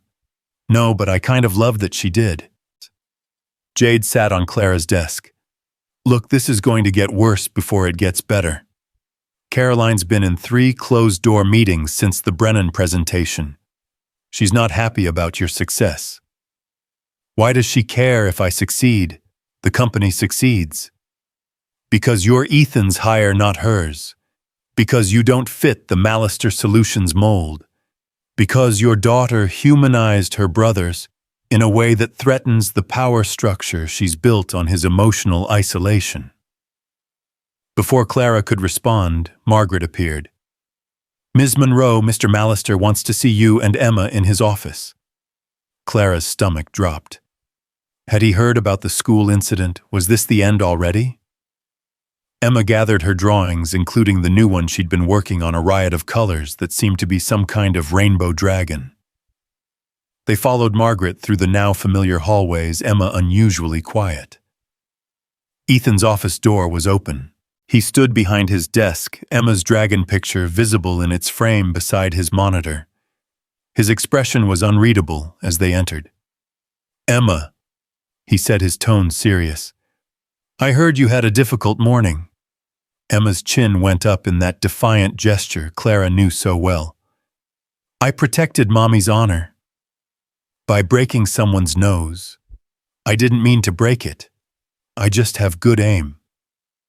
Mommy signed me up for softball last summer. Clara saw Ethan's mouth twitch, fighting a smile. Violence is never an appropriate response to words, Emma. But he said, I know what he said. His parents are on the board of Millionaire Solutions. They've been discussing your mother's employment at their dinner table. Clara felt the blood drain from her face. Board members were gossiping about her to their children. However, Ethan continued, spreading malicious rumors about employees is a violation of our corporate ethics policy. The board member in question will be receiving a formal censure. What's a censure? Emma asked. It's like grown-up detention, Ethan explained. He's in trouble for gossiping. Emma considered this. Good. But I still won't apologize to Timothy. I'm not asking you to. But perhaps next time someone says something unkind, you could use your words instead of your fists. Words don't work with bullies, Emma said with 7-year-old certainty. They only understand consequences. She's not wrong, Jade muttered from the doorway where she'd followed them. Ethan looked at Emma for a long moment. You're very protective of your mother. She's all I have, Emma said simply, and she works really hard to take care of me. It's not fair when people say mean things about her just because we don't have as much money as them. Something shifted in Ethan's expression, a crack in the professional facade that revealed something raw underneath. No, it's not fair. Very little about life is fair, Emma. But your mother is teaching you to succeed despite that unfairness. That's more valuable than fairness itself. He moved around the desk, crouching to Emma's level. Can I tell you a secret? Emma nodded solemnly. When people say cruel things about others, it says more about them than the person they're discussing. Timothy's parents are threatened by your mother because she's smart and capable and doesn't follow their rules. That scares them. Why? Because if someone like your mother can succeed without their approval, it means their approval isn't as important as they thought. Emma seemed to consider this. So I scared them. Your mother scared them. You just broke their son's nose. Which I shouldn't have done, Emma added quickly, glancing at Clara. No, you shouldn't have, but I understand why you did. Ethan stood. Clara, take the rest of the day. Tomorrow too, if you need it for the in-school suspension situation. I can work from home. Take the day, he repeated. The Brennan implementation can wait 48 hours. As they left his office, Emma tugged on Clara's hand. I like him, she whispered. He gets it. Gets what? What it's like when people are mean about things you can't control. Clara thought about the sparse biography, the tragedy 3 years ago, the way grief had shaped Ethan into something hard and isolated. Maybe Emma was right. Maybe he did get it. They were waiting for the elevator when Caroline appeared, her heels clicking against the marble like a countdown to confrontation. "Ms. Monroe? And this must be the famous Emma." Her smile was sharp enough to cut glass. "I heard about the incident at school. How unfortunate." "Yes, violence is never the answer," Clara said evenly. "Indeed. Though I suppose children learn from example. If one gains employment through unconventional means, one's child might think unconventional responses are acceptable." Clara felt Emma tense beside her, ready to defend again. She squeezed her daughter's hand in warning. "You're right," Clara said, meeting Carolyn's gaze. "Emma has learned from my example. She's learned to stand up for what's right, to protect those she loves, and to refuse to let bullies win. Those might be unconventional lessons in some circles, but I'm proud to teach them." Caroline's expression hardened. "Pride goes before a fall, Ms. Monroe, and you have a very long way to fall." The elevator arrived and Clara guided Emma inside. As the doors closed, Emma said, "She's mean." "She's scared," Clara corrected. "Just like Timothy's parents." "Scared of what?" "Change, baby. Some people are terrified of change." That evening, after dinner and homework and a long talk about appropriate responses to bullying, Clara sat with her laptop while Emma slept. She pulled up the Brennan campaign materials, refining, perfecting, preparing for every possible challenge. Her phone buzzed with a text from Ethan. "The board member who gossiped about you has been removed from the compensation committee." His wife called to apologize. "I told her to direct any apologies to you." Clara typed back, "That wasn't necessary." It was. "I won't tolerate board members undermining my employees, especially when those employees have just saved a major account. It's causing you problems with Caroline.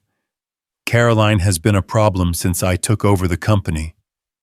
You're just her latest excuse." Clara hesitated, then typed, "Emma's never hit anyone before. She's not a violent child." "I know. The dragon artist who hugs sad strangers isn't violent. She was pushed to a breaking point. We all have them. Even you." A longer pause. "Then especially me. Good night, Clara." Clara stared at the conversation, wondering when this had shifted from professional to whatever this was. She thought about Emma's observation, that Ethan understood what it was like when people were mean about things you couldn't control. She thought about the dragon picture framed on his desk, the way he'd crouched to Emma's level to share wisdom about bullies and fear. Outside, Atlanta glittered with its million lights, each one representing a life, a story, a struggle. Somewhere in that maze of light, Timothy nursed his broken nose and maybe learned something about consequences. Somewhere board members gossiped about the single mother who dared to succeed without their permission. And somewhere maybe Ethan Mallister looked at a child's drawing and remembered what it felt like to believe in dragons and patience and the possibility that someone might think you're worth drawing for. Clara closed her laptop and went to check on Emma, who had kicked off her covers again. She tucked her daughter in smoothing hair away from her face. Emma stirred, but didn't wake, mumbling something about rainbow dragons and justice. Tomorrow would bring new challenges, the implementation of the Brennan campaign. Caroline's inevitable retaliation. Richardson's continued undermining. But tonight, Clara allowed herself a moment of satisfaction. She'd won over Robert Brennan. She'd stood up to Caroline. She'd raised a daughter brave enough to fight for her mother's honor, even if the methods needed work. The red ribbon Emma had given her lay on her dresser, a bright spot of color in the beige apartment. Clara picked it up, running it through her fingers. Such a small thing, a child's attempt to give her mother power through color. But maybe Emma was right. Maybe power came from unexpected sources, from kindness, in elevator encounters, from dragons that understood patience from refusing to apologize for who you were and what you'd survived. Clara tied the ribbon around her wrist, a reminder and a talisman. Tomorrow she would walk back into Millister Solutions with her head high, ready to prove that success didn't always wear a three-piece suit and speak in buzzwords. Sometimes it wore a red ribbon and spoke truth to power even when its voice shook. Sometimes, especially then. The next 3 weeks passed in a blur of campaign implementation and small victories. The Brennan social media strategy launched with unexpected success, their hashtag built. To last generations started trending when a celebrity posted about finding her grandfather's receipt for Brennan tires from 1962 in an old wallet. Clara had been at her desk when the metrics started climbing, watching the numbers with disbelief that gradually transformed into joy. But success, Clara was learning, painted a target on your back at Millister Solutions. It started small, her parking keycard mysteriously deactivated, requiring daily calls to security. Files she'd saved to the shared drive disappeared. Meeting invitations arrived late or not at all. Someone kept scheduling conference rooms she'd booked for other meetings, forcing her to scramble for alternatives. Corporate warfare, Jade explained over lunch in the building's sterile cafeteria. Caroline can't fire you outright, not when you're delivering results, so she's trying to make you quit. Clara stabbed at her overpriced salad. It's so petty. We're supposed to be adults running a major corporation. Have you met adults? We're just children with better vocabularies and mortgage payments. Jade lowered her voice. But there's something else. Richardson's been meeting with Henderson Corp. They're Millister's biggest competitor. Clara's fork stopped midway to her mouth. He's job hunting, or selling secrets. Either way, Ethan needs to know. I can't be the one to tell him. It'll look like I'm trying to eliminate competition. Then document everything. Times, dates, who Richardson meets with. Cover your ass because this is about to get ugly. That afternoon, Clara was deep in analytics when Emma appeared in her doorway after school, backpack dragging and face flushed with excitement. Mommy, guess what Mr. Millister came to the daycare? Clara's heart stuttered. He did, why? He was checking on something with Miss Jennifer, but then he stayed and helped us with art time. He's actually really good at watercolors. He painted a sunset that looked like fire and sadness mixed together. Fire and sadness. Leave it to Emma to perfectly capture Ethan Millister in a phrase. Did he say anything to you? He asked if I'd broken any more noses lately. Emma grinned. I told him no, but Timothy still won't talk to me, which is actually kind of nice. Before Clara could respond, her computer chimed with an urgent email. The subject line made her blood run cold. Concerns about marketing department integrity, and it was from Caroline, sent to the entire board of directors and copied to all senior management. Clara opened it with trembling fingers. It has come to my attention that certain members of our marketing team may be engaging in corporate espionage. Given recent hiring decisions that bypassed standard protocols, I recommend an immediate audit of all department activities and a review of our security procedures. We cannot allow personal relationships to cloud professional judgment. Personal relationships. The accusation was clear even without naming names. Clara's desk phone rang immediately. Margaret's voice was crisp. Mr. Millister's office, now. Emma, honey, go back to daycare for a few minutes. I need to handle something. Emma must have seen something in Clara's face because she didn't argue, just gathered her backpack and left with a worried look. The walk to Ethan's office felt like approaching an execution. Clara could feel eyes on her from every cubicle, could hear the whispers following in her wake. When she entered, she found not just Ethan, but 3 board members Caroline and Richardson, who looked like a cat who'd gotten into the cream.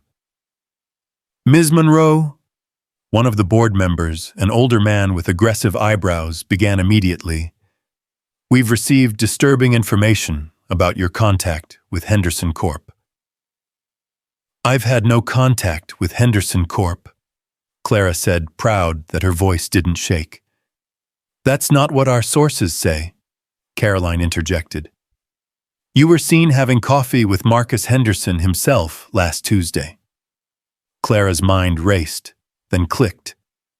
"I had coffee with Mark Hendricks last Tuesday, from Hendricks Automotive. He's interested in duplicating the Brennan strategy for his dealerships. I have the meeting notes if you'd like to see them."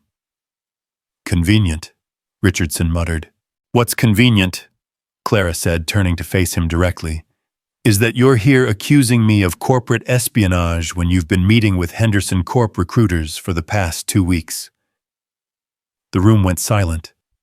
Richardson's face drained of color. "That's a serious accusation," the board member said. "It's not an accusation. It's a fact."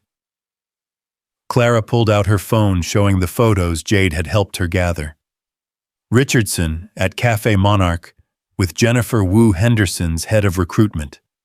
Richardson entering Henderson's building last Thursday at 2 p.m. when he was supposedly at a dental appointment. Ethan's expression was carved from ice. "Richardson, do you have an explanation?" It's not. They approached me. And you didn't report it." Ethan's voice could have frozen hell. "You didn't think meeting with our primary competitor was worth mentioning. You gave her the Brennan account." Richardson exploded, pointing at Clara. "My account. 7 years I've been here. And you hand a major client to someone who walked in off the street with her kid. I gave it to someone who listened to the client instead of lecturing them. Someone who delivered a 1% market share increase in 3 weeks when you couldn't manage it in 6 months. She's manipulating you. Using her situation, her kid. Enough." Ethan's voice cut through Richardson's rant like a blade. "Clear out your desk.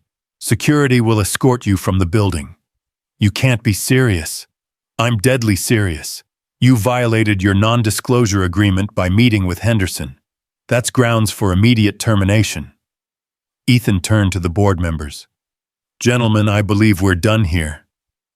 "Not quite," Carolyn said, her voice smooth as poison. "The question of Ms. Monroe's rapid rise remains. It's unprecedented, and it's causing morale issues." "My morale is fine," Jade said from the doorway, where she'd apparently been eavesdropping. "In fact, it's improved significantly since Clara joined.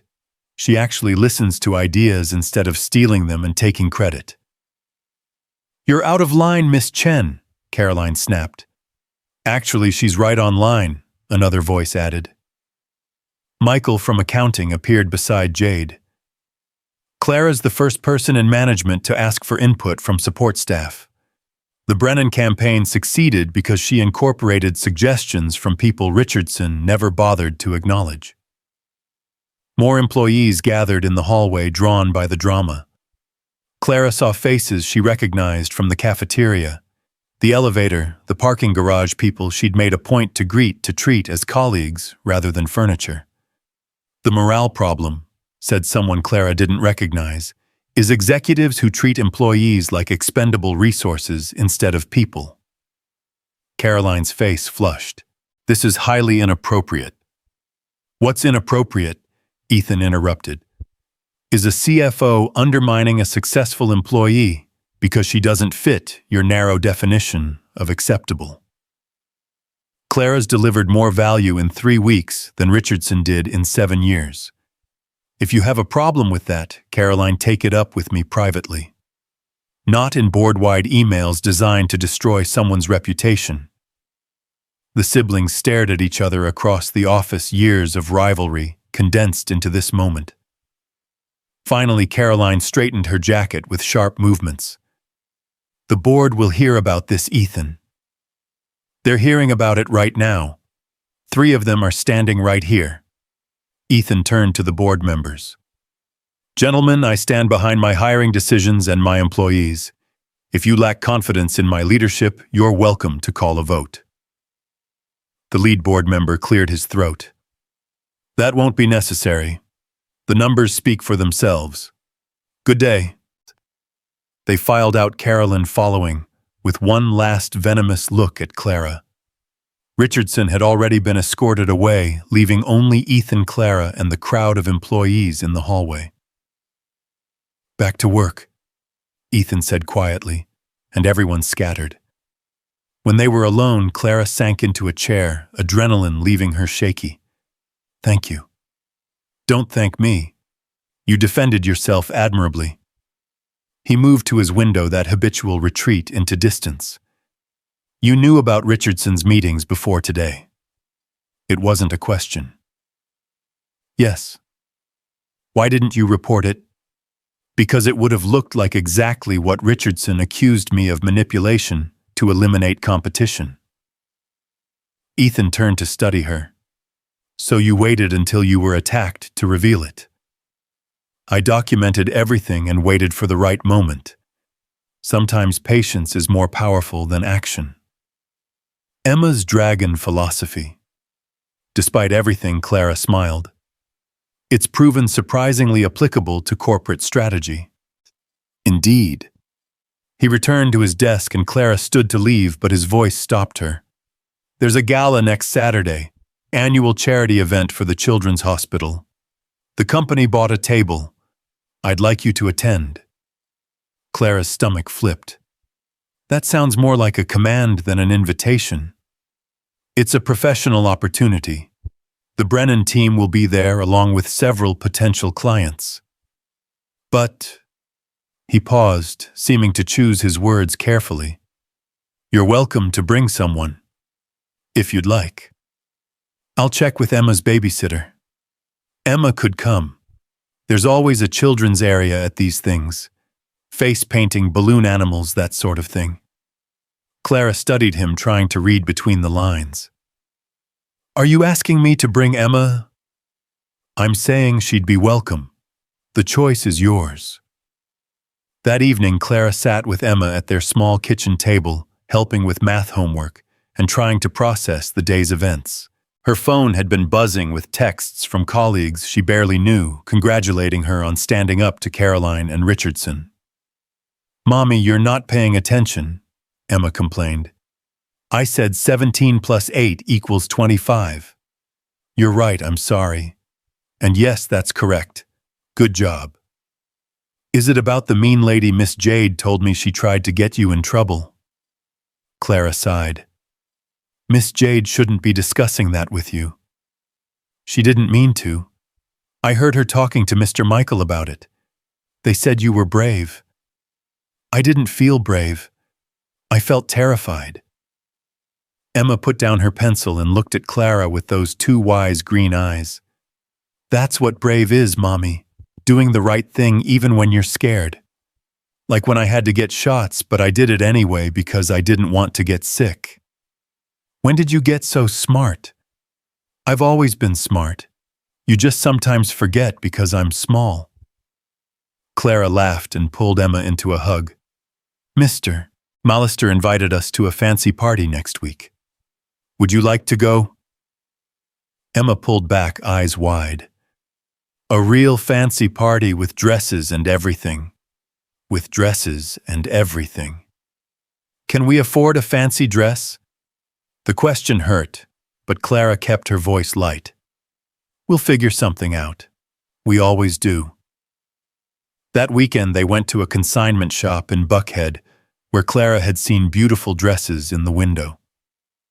Emma was enchanted, running her small hands over silk and satin, twirling in front of mirrors.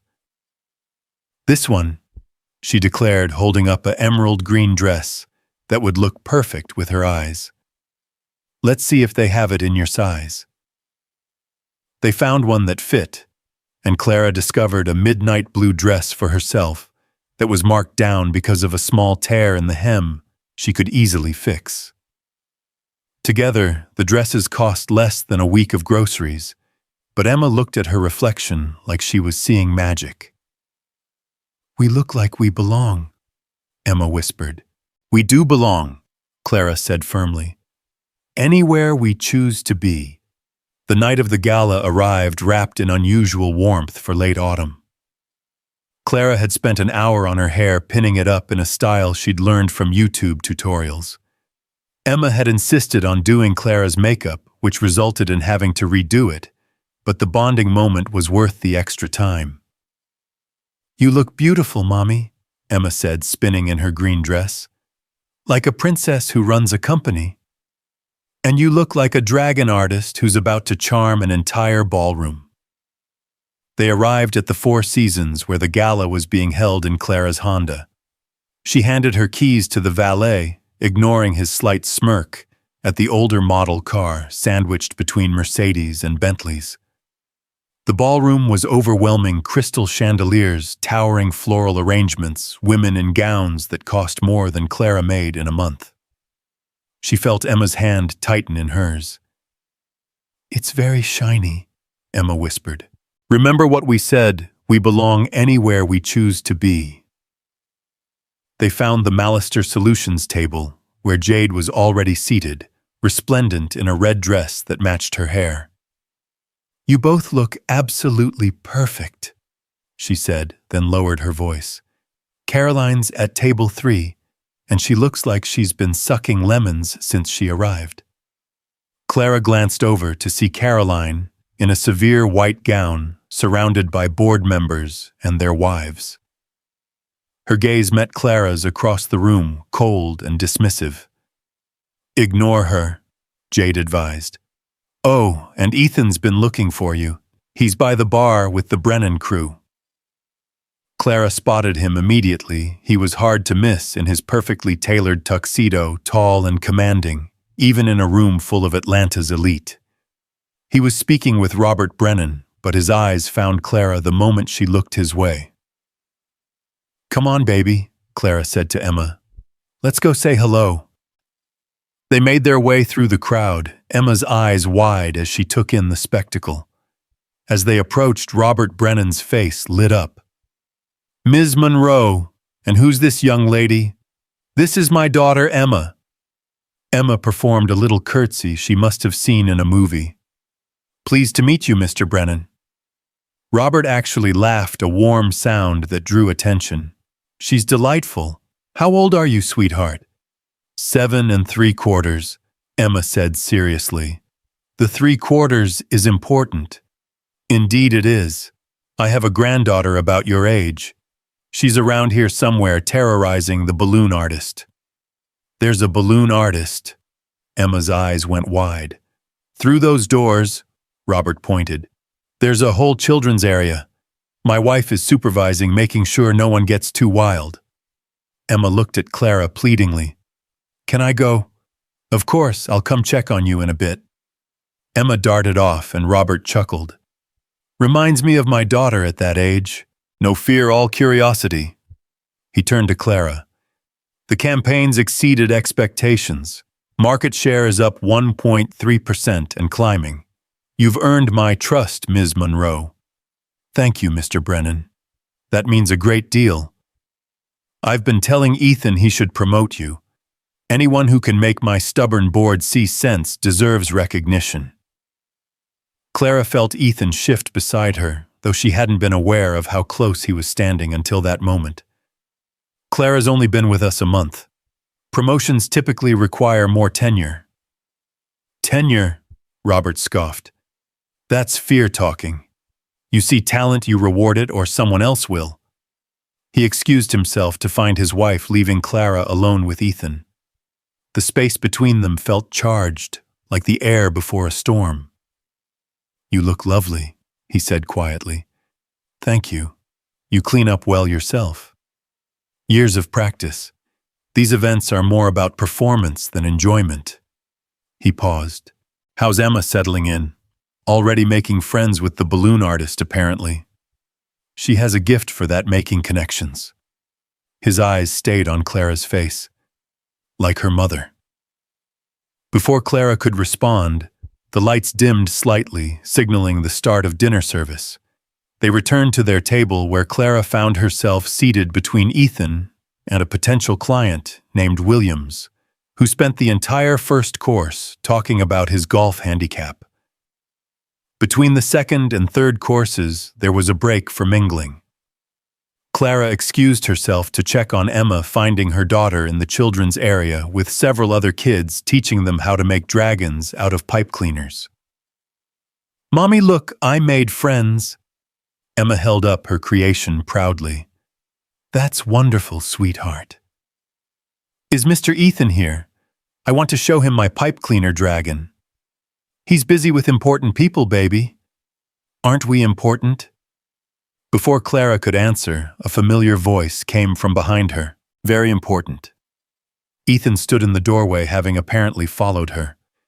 Emma ran to him immediately, holding up her creation. "It's a patience dragon, like the one I drew you, but three-dimensional." Ethan crouched to examine it with the seriousness he might bring to a $1 million contract. "The structural integrity is impressive. How did you manage the wings?"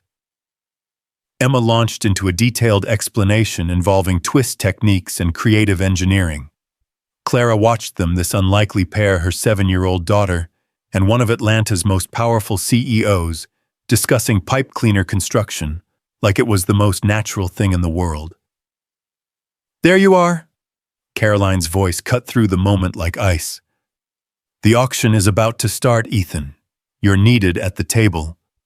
She looked perfect, not a hair out of place, diamonds glittering at her throat.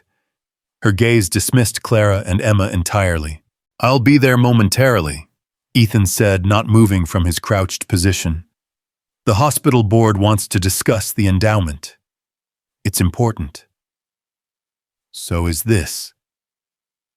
His tone was mild, but Clara heard steel underneath. Caroline's expression tightened. "This is a professional event, not a daycare." Emma, who had been happy just moments before, seemed to shrink. Clara stepped forward, ready to defend, but Ethan stood first. "You're right, Caroline. This is a professional event. And professionally speaking, maintaining relationships with employees and their families is good business. Emma, would you make me one of those dragons? I'd like to have one for my office." Emma brightened immediately. "Really? I can make you a whole family of them." "I'd like that." He looked at Caroline.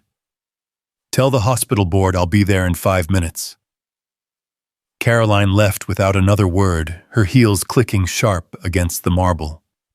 Clara saw other parents watching, whispering behind their hands. "You didn't have to do that," Clara said softly. "Yes, I did." Ethan watched Emma return to her pipe cleaner work. "She's remarkable, you know." "So are you."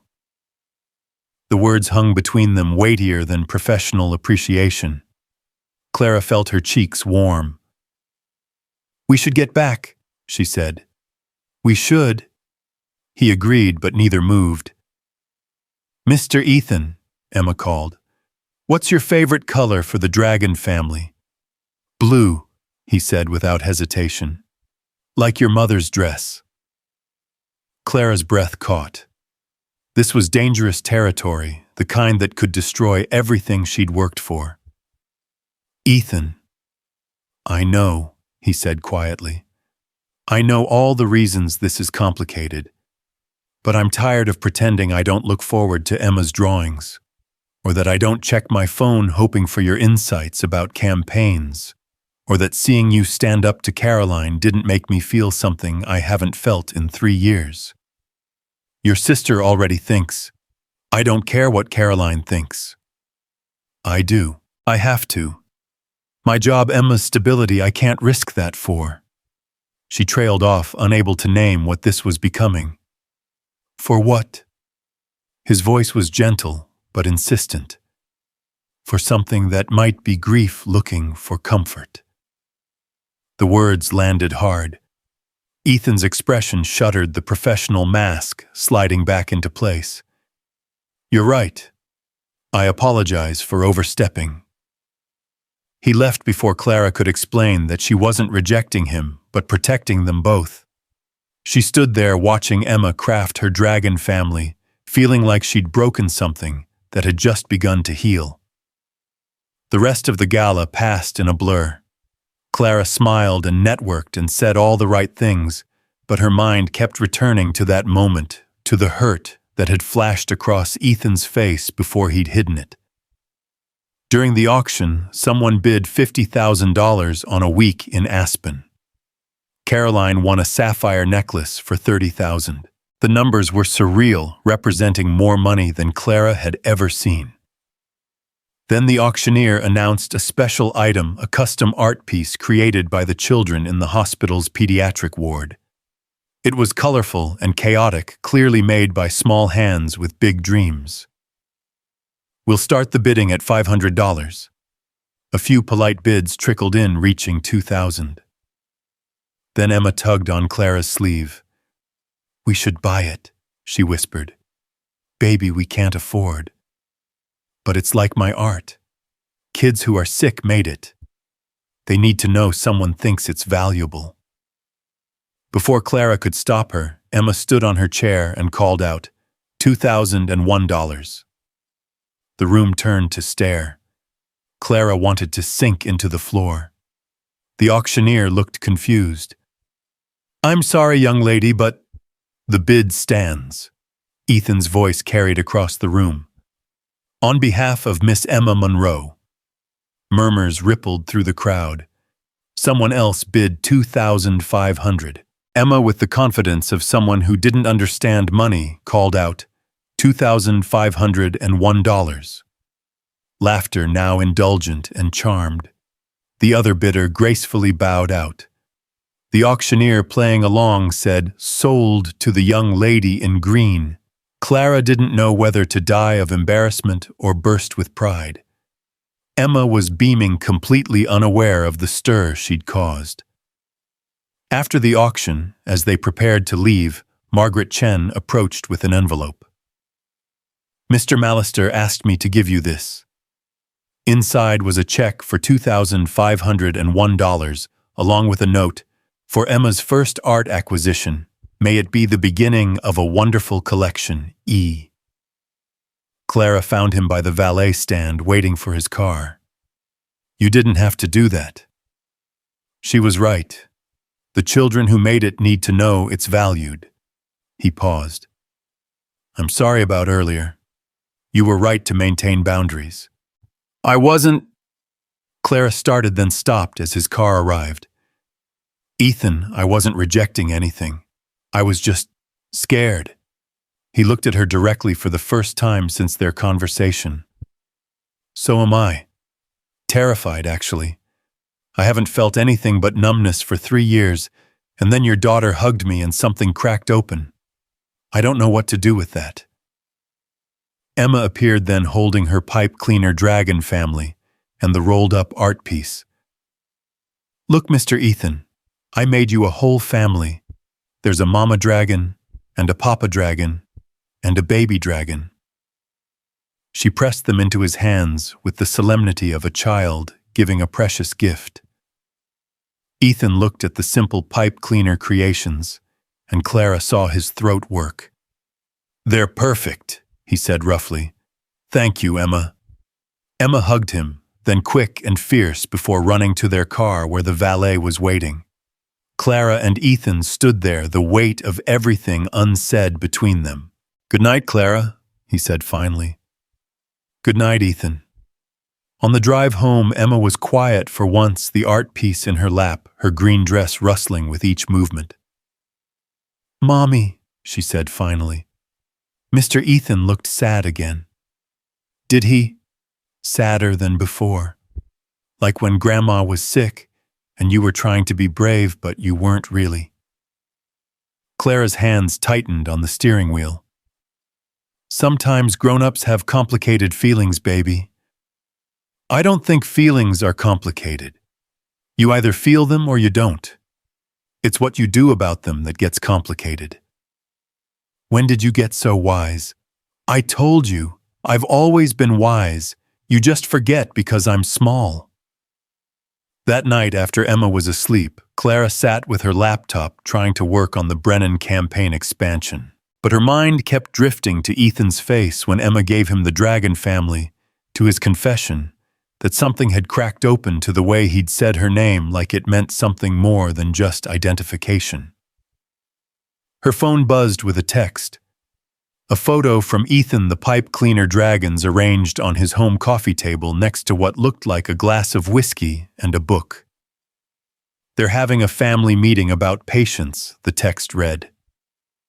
Clara smiled despite herself and typed back, "What's their consensus that sometimes patience is just fear dressed up in wisdom's clothes, and sometimes rushing is grief looking for an escape route?" Touch. C. "Good night, Clara." "Good night, Ethan." Clara set down her phone and looked out at the Atlanta skyline, all those lights holding all those stories. Somewhere out there, Ethan Mallister sat with pipe cleaner Dragons, letting himself feel something other than loss. Somewhere, Caroline was probably plotting her next move. Somewhere, Robert Brennan was telling his wife about the remarkable woman who'd saved his company's reputation. And here, in a small apartment with a water-stained ceiling and a daughter who saw the world in dragon metaphors, Clara Monroe was realizing that professional success might be the least complicated thing she was dealing with. The heart, it seemed, had its own corporate ladder, and she was standing at the bottom rung, looking up at a climb that could either elevate her or destroy everything she'd built. But Emma was right. Feelings weren't complicated. You either felt them or you didn't. And God help her, she felt them. The Monday after the gala arrived with an unseasonable cold snap that turned Atlanta's morning commute into a crawl of brake lights and frustration. Clara dropped Emma at school early, her daughter still clutching the rolled-up art piece from the auction like a trophy. The check from Ethan remained in Clara's purse uncashed, feeling too much like crossing a line she wasn't ready to cross. When she arrived at Mallister Solutions, the atmosphere was different. Conversations stopped when she passed, but not with the hostile silence of before. Instead, she caught smiles, nods of acknowledgement, even a few good mornings from people who'd never spoken to her before. "You're famous," Jade announced, appearing at Clara's office door with coffee and gossip.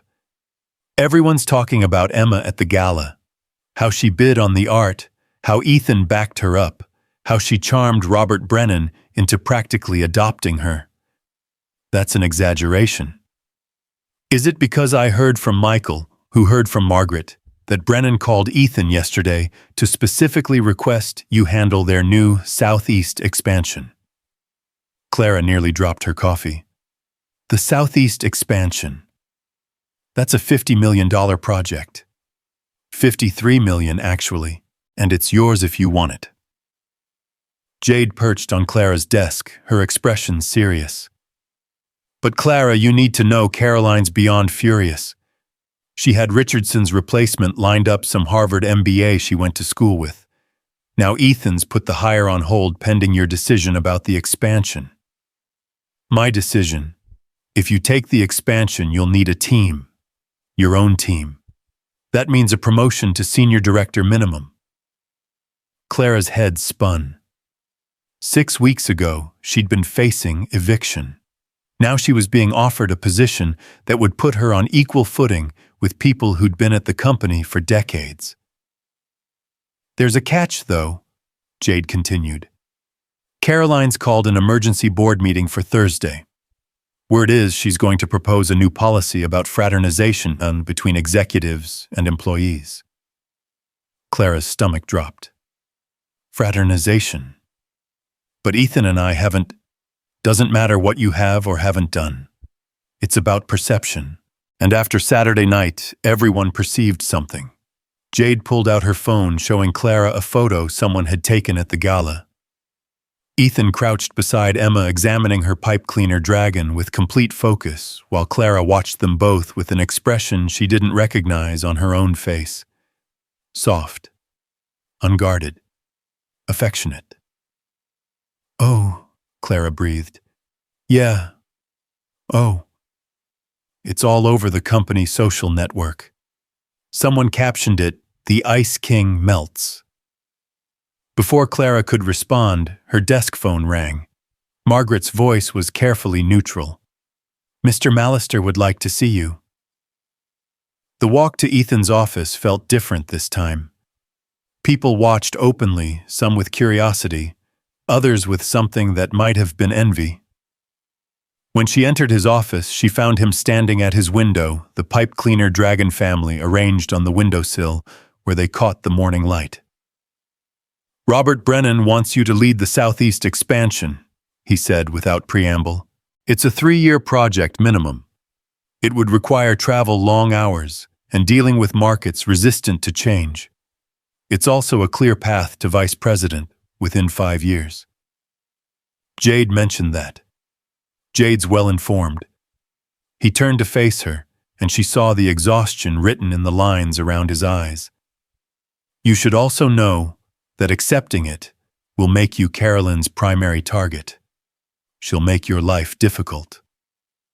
More difficult than she already has, exponentially." He moved to his desk, picking up a folder. "This is the full scope of the project. Revenue projections, market analysis, proposed team structure. Review it before you decide." Clara took the folder, noting how careful he was not to let their fingers touch. "When do you need an answer?" "Thursday morning before the board meeting." The board meeting where Caroline proposes her fraternization policy. His jaw tightened. "You heard about that?" "The whole building's heard about it.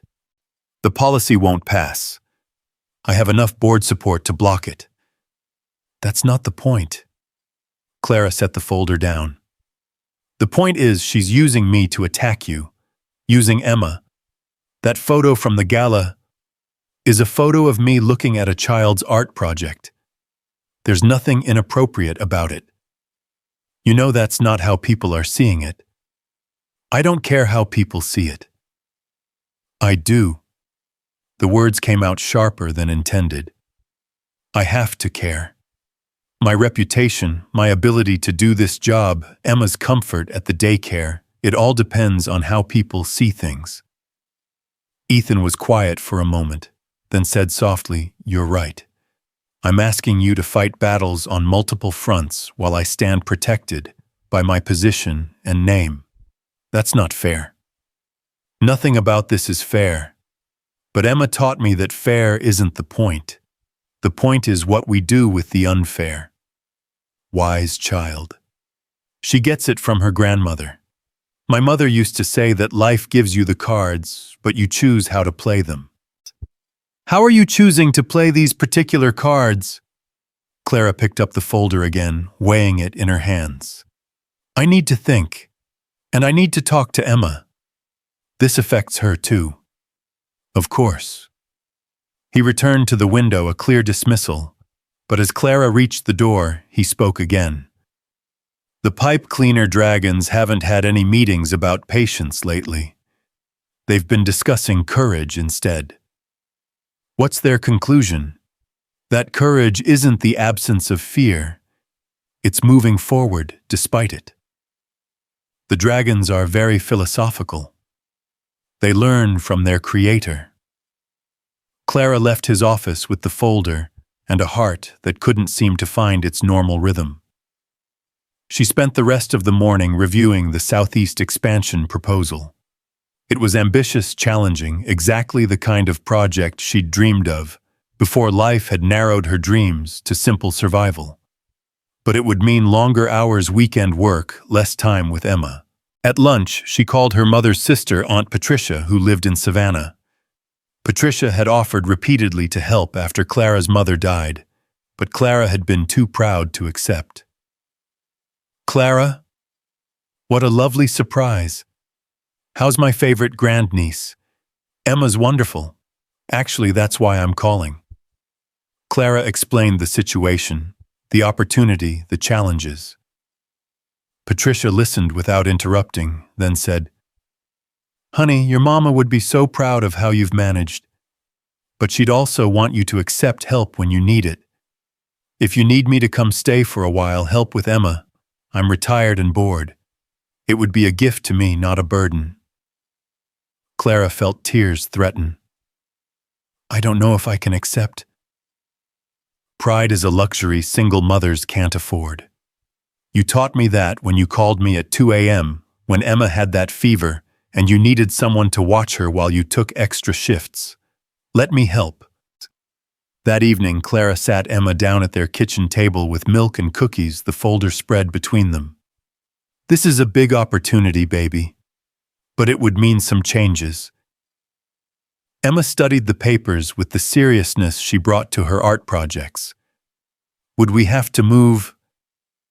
No, but I'd be working more. Maybe traveling sometimes. Aunt Patricia would come stay with us to help. I like Aunt Patricia. She makes better pancakes than you. Thanks for that vote of confidence. Emma grinned, then grew serious again. Would it make you happy? The job. I think so, but you make me happier. Mommy! Emma's 7-year-old exasperation was showing. You can have both. That's what Ms. Henderson says about choosing between reading time and math time. Sometimes you can have both if you manage your time right. When did 2nd grade become so philosophical? Would Mr. Ethan still be your boss? Clara hesitated. Yes. Good. He needs us. Emma said it with such certainty that Clara's breath caught. Not just me with my dragons. He needs you, too. You make him remember how to smile. Emma, I saw it at the party. When he looks at you, his sad gets smaller. Emma reached across the table to take Clara's hand.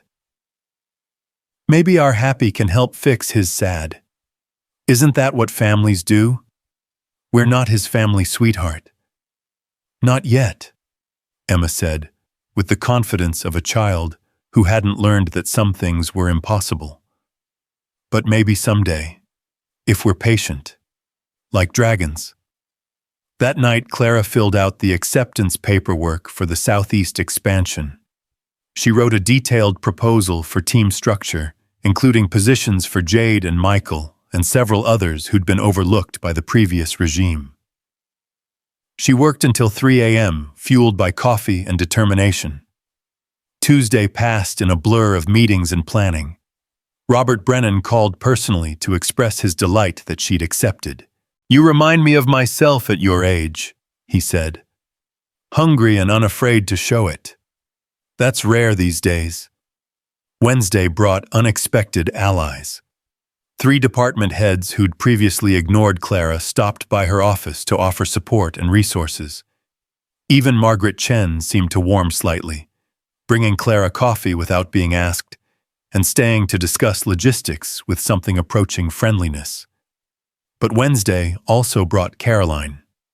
She appeared at Clara's office door at 5 p.m., when most of the floor had emptied.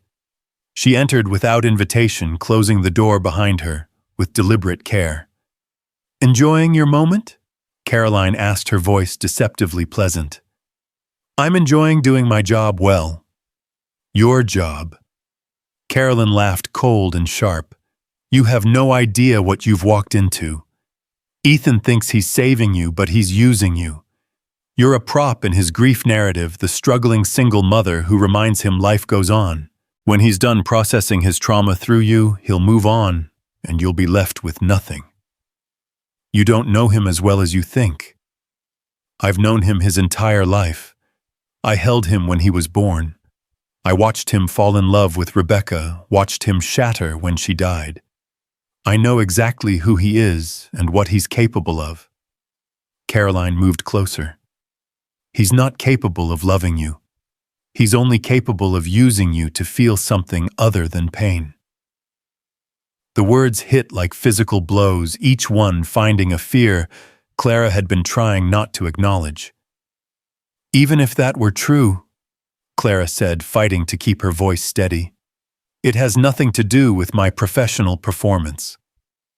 Doesn't it? How long do you think you'll last when he loses interest? When the board realizes you were a sympathy hire, when your daughter stops being a charming novelty and becomes an inconvenience. Caroline smiled, poison wrapped in lipstick. I give it 6 months, less if you're foolish enough to actually fall for him. She left before Clara could respond, her designer heels clicking a countdown to Thursday's board meeting. Clara sat in her office as darkness fell over Atlanta. Caroline's words echoing in her mind. Was she being used? Was Ethan's interest in her and Emma just a complicated form of grief management? The pipe cleaner dragons on his windowsill suggested otherwise, but Caroline had known him longer, had seen him before. Loss rewrote his entire existence. Her phone buzzed. A text from Ethan. How are the preparations going? She typed back. On track. Team proposals ready. And you? Are you ready? Clara stared at the screen, unsure how to answer. Ready for the project, yes. Ready for the board meeting. As ready as she could be. Ready for whatever was happening between them. Not even close, finally she typed. Emma says the dragons think courage is moving forward despite fear. Smart dragons. See you tomorrow. That night, Clara barely slept. She reviewed her presentation, practiced her arguments, tried to prepare for whatever Caroline might throw at her.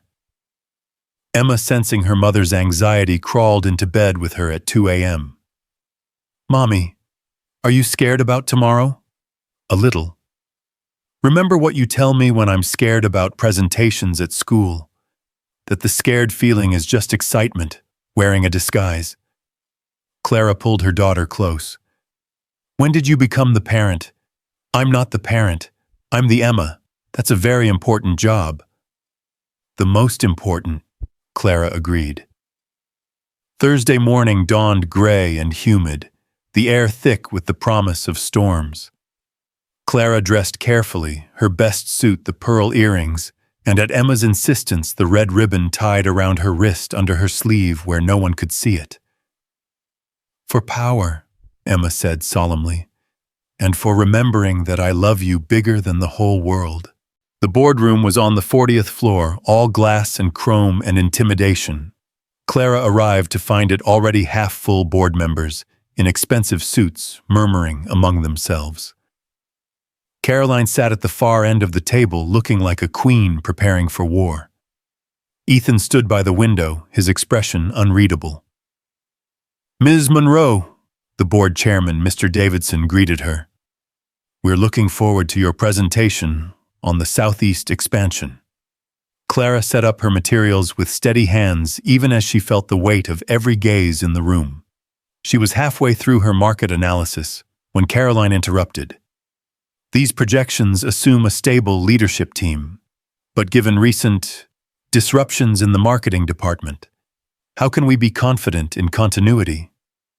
The disruptions you're referring to removed an employee who was actively meeting with competitors. Clara responded evenly.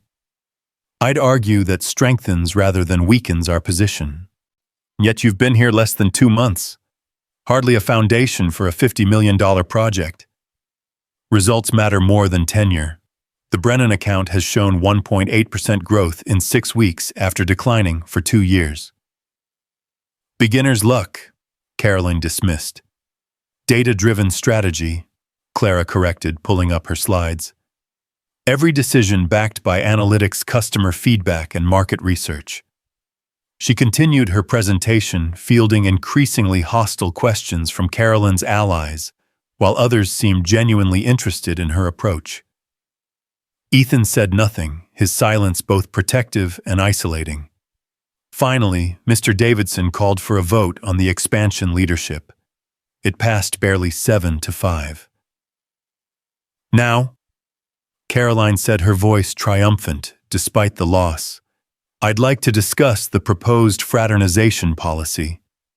She distributed copies of a document that was clearly designed to target Clara and Ethan without naming them directly. It forbade any personal relationships that could create conflicts of interest or the appearance of favoritism. This is rather sudden, Caroline, Mr. Davidson observed. Recent events have highlighted the need, Caroline replied, her gaze fixed on Clara. We must protect the company from even the appearance of impropriety. Are you suggesting impropriety has occurred? This from Mrs. Chen, an elderly board member who'd been quiet until now. I'm suggesting we be proactive rather than reactive. Or you're suggesting we solve a problem that doesn't exist, Ethan said, his first words of the meeting. This policy is unnecessarily restrictive and potentially discriminatory. How is protecting professional boundaries discriminatory? When it's selectively enforced based on assumptions rather than facts. Ethan stood, commanding the room's attention. Ms. Monroe was hired based on merit. Her successes have been earned through intelligence and hard work. Any suggestion otherwise is insulting to her and to my judgment as CEO.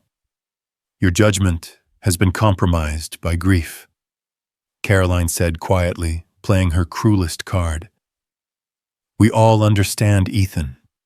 You lost everything, but you can't rebuild your family with employees and their children. The room went silent. Clara saw Ethan's hands clench, saw the muscle in his jaw tick. But when he spoke, his voice was controlled. My grief is my own business. But since you've chosen to make it a boardroom topic, let me be clear. Yes, I grieved. Yes, I still grieve. But that doesn't invalidate my ability to recognize talent or make sound business decisions.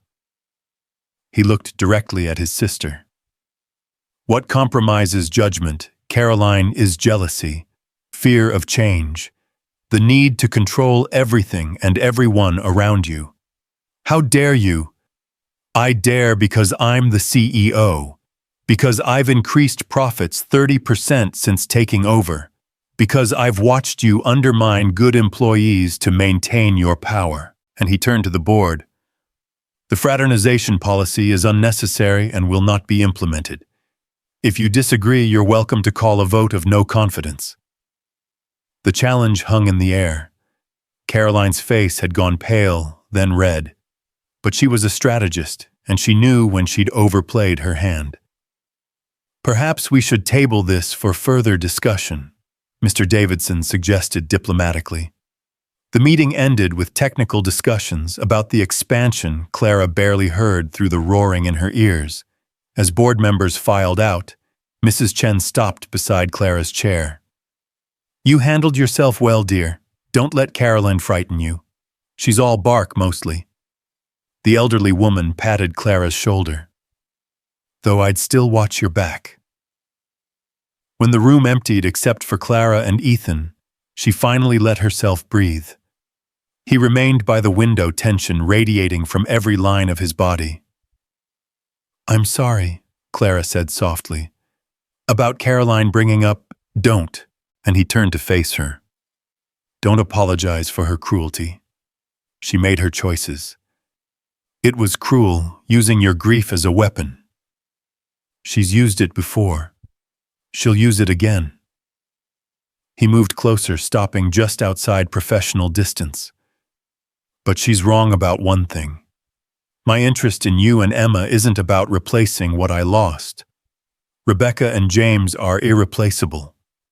What I feel, he paused, seeming to choose words carefully, is different, new, terrifying in its own way, because I didn't think I could feel anything new again. Clara's heart hammered against her ribs. Ethan, I know all the reasons this is complicated. Professional boundaries, power dynamics, Emma to consider. I know. But I also know that when Emma hugged me that first day, something I thought was dead started breathing again. And when you stood up to Robert Brennan, when you defend your ideas with such passion, when you look at me like I'm not just a broken man running a corporation. He stopped, vulnerability cracking through his CEO armor.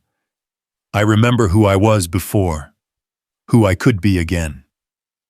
This is dangerous, Clara whispered. Everything I've built, everything I'm trying to build. I'm not asking for anything, I'm just tired of pretending." He returned to professional distance, the mask sliding back into place. "The Southeast expansion is yours. Build your team. Prove Caroline wrong." Clara gathered her materials, her hands shaking slightly. At the door, she turned back. "The dragons Emma made you. Do they really have meetings?" A ghost of a smile touched his lips. "Every morning with my coffee. They're currently discussing the difference between patience and fear." "What's their conclusion?" "That sometimes you have to risk the fear to earn the patience." Clara left the boardroom with her future secured and her heart in complete chaos. The elevator ride to her floor felt like descending from one reality to another. In the boardroom, she was Senior Director Clara Monroe, leading a $50 million expansion. In her office, she was still the single mother who'd walked in 6 weeks ago with an eviction notice in her pocket and her daughter's hand in hers. Jade was waiting in her office with champagne she'd apparently stolen from some executive event. To surviving Caroline Mallister and living to tell about it. They toasted with coffee mugs, the champagne tasting like victory and possibility. But Jade, perceptive as always, studied Clara's face. "Okay, Spill. Something happened beyond the board approval. It's complicated. The best things always are." Jade set down her mug. "Look, I'm going to say something and you can fire me from your new team if you want. But you and Ethan, the way you look at each other, that's not going away. Policy or no policy, Caroline or no Caroline. Some things are bigger than corporate structure. And some things can destroy everything if you're not careful." "True. But Clara, I've watched Ethan for 3 years. He's been a ghost haunting his own life. Then you and Emma showed up and suddenly he's present again. That's not nothing." Before Clara could respond, her phone rang. The school. But this time, it wasn't bad news. "Ms. Monroe, Emma's won the district art competition. Her dragon painting is going to the state level. We're having a small ceremony tomorrow if you can attend." Clara felt tears threaten. After everything, something purely good. "I'll be there." She immediately texted Ethan. Emma won the district art competition with her dragon painting. His response was instant. "Of course she did. Those dragons are exceptional. Tell her I'm proud of her." "I will." Then after a pause, another text. "Would it be appropriate for me to attend the ceremony?" As a supporter of the arts, Clara stared at the screen, knowing this was another line, another choice. She thought of Emma's certainty that they could help fix Ethan's sad. She thought of the pipe cleaner dragons having philosophical meetings. She thought of moving forward, despite fear. Emma would love that, and you. Clara touched the red ribbon around her wrist, hidden, but present like so many things in her life now. I'm learning that appropriate is sometimes less important than right. The dragons would agree. That evening, Clara told Emma about winning the competition. Her daughter's joy was pure and infectious, dancing around their small apartment, with her dragon painting held high. "Can Mr. Ethan come to the ceremony?" Emma asked, as if reading Clara's mind. "I already invited him." Emma stopped dancing, her expression suddenly serious. "Mommy, are you falling in love with Mr. Ethan?" The question hit like a lightning bolt. "Emma, that's why would you ask that?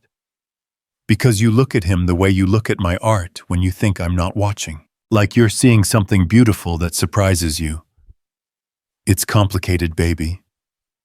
Love isn't complicated. It's the stuff around love that gets complicated." Emma climbed into Clara's lap, the dragon painting between them. "I think Mr. Ethan is falling in love with you too. He keeps our dragons in important places. That means something." "When did you become an expert on love?" "I've always been an expert on love. I learned from you. That night, after Emma was asleep, Clara stood on their small balcony looking out at the city lights. Somewhere out there, Ethan was probably in his glass tower, maybe talking to pipe cleaner dragons about patience and courage. Somewhere, Caroline was plotting her next move.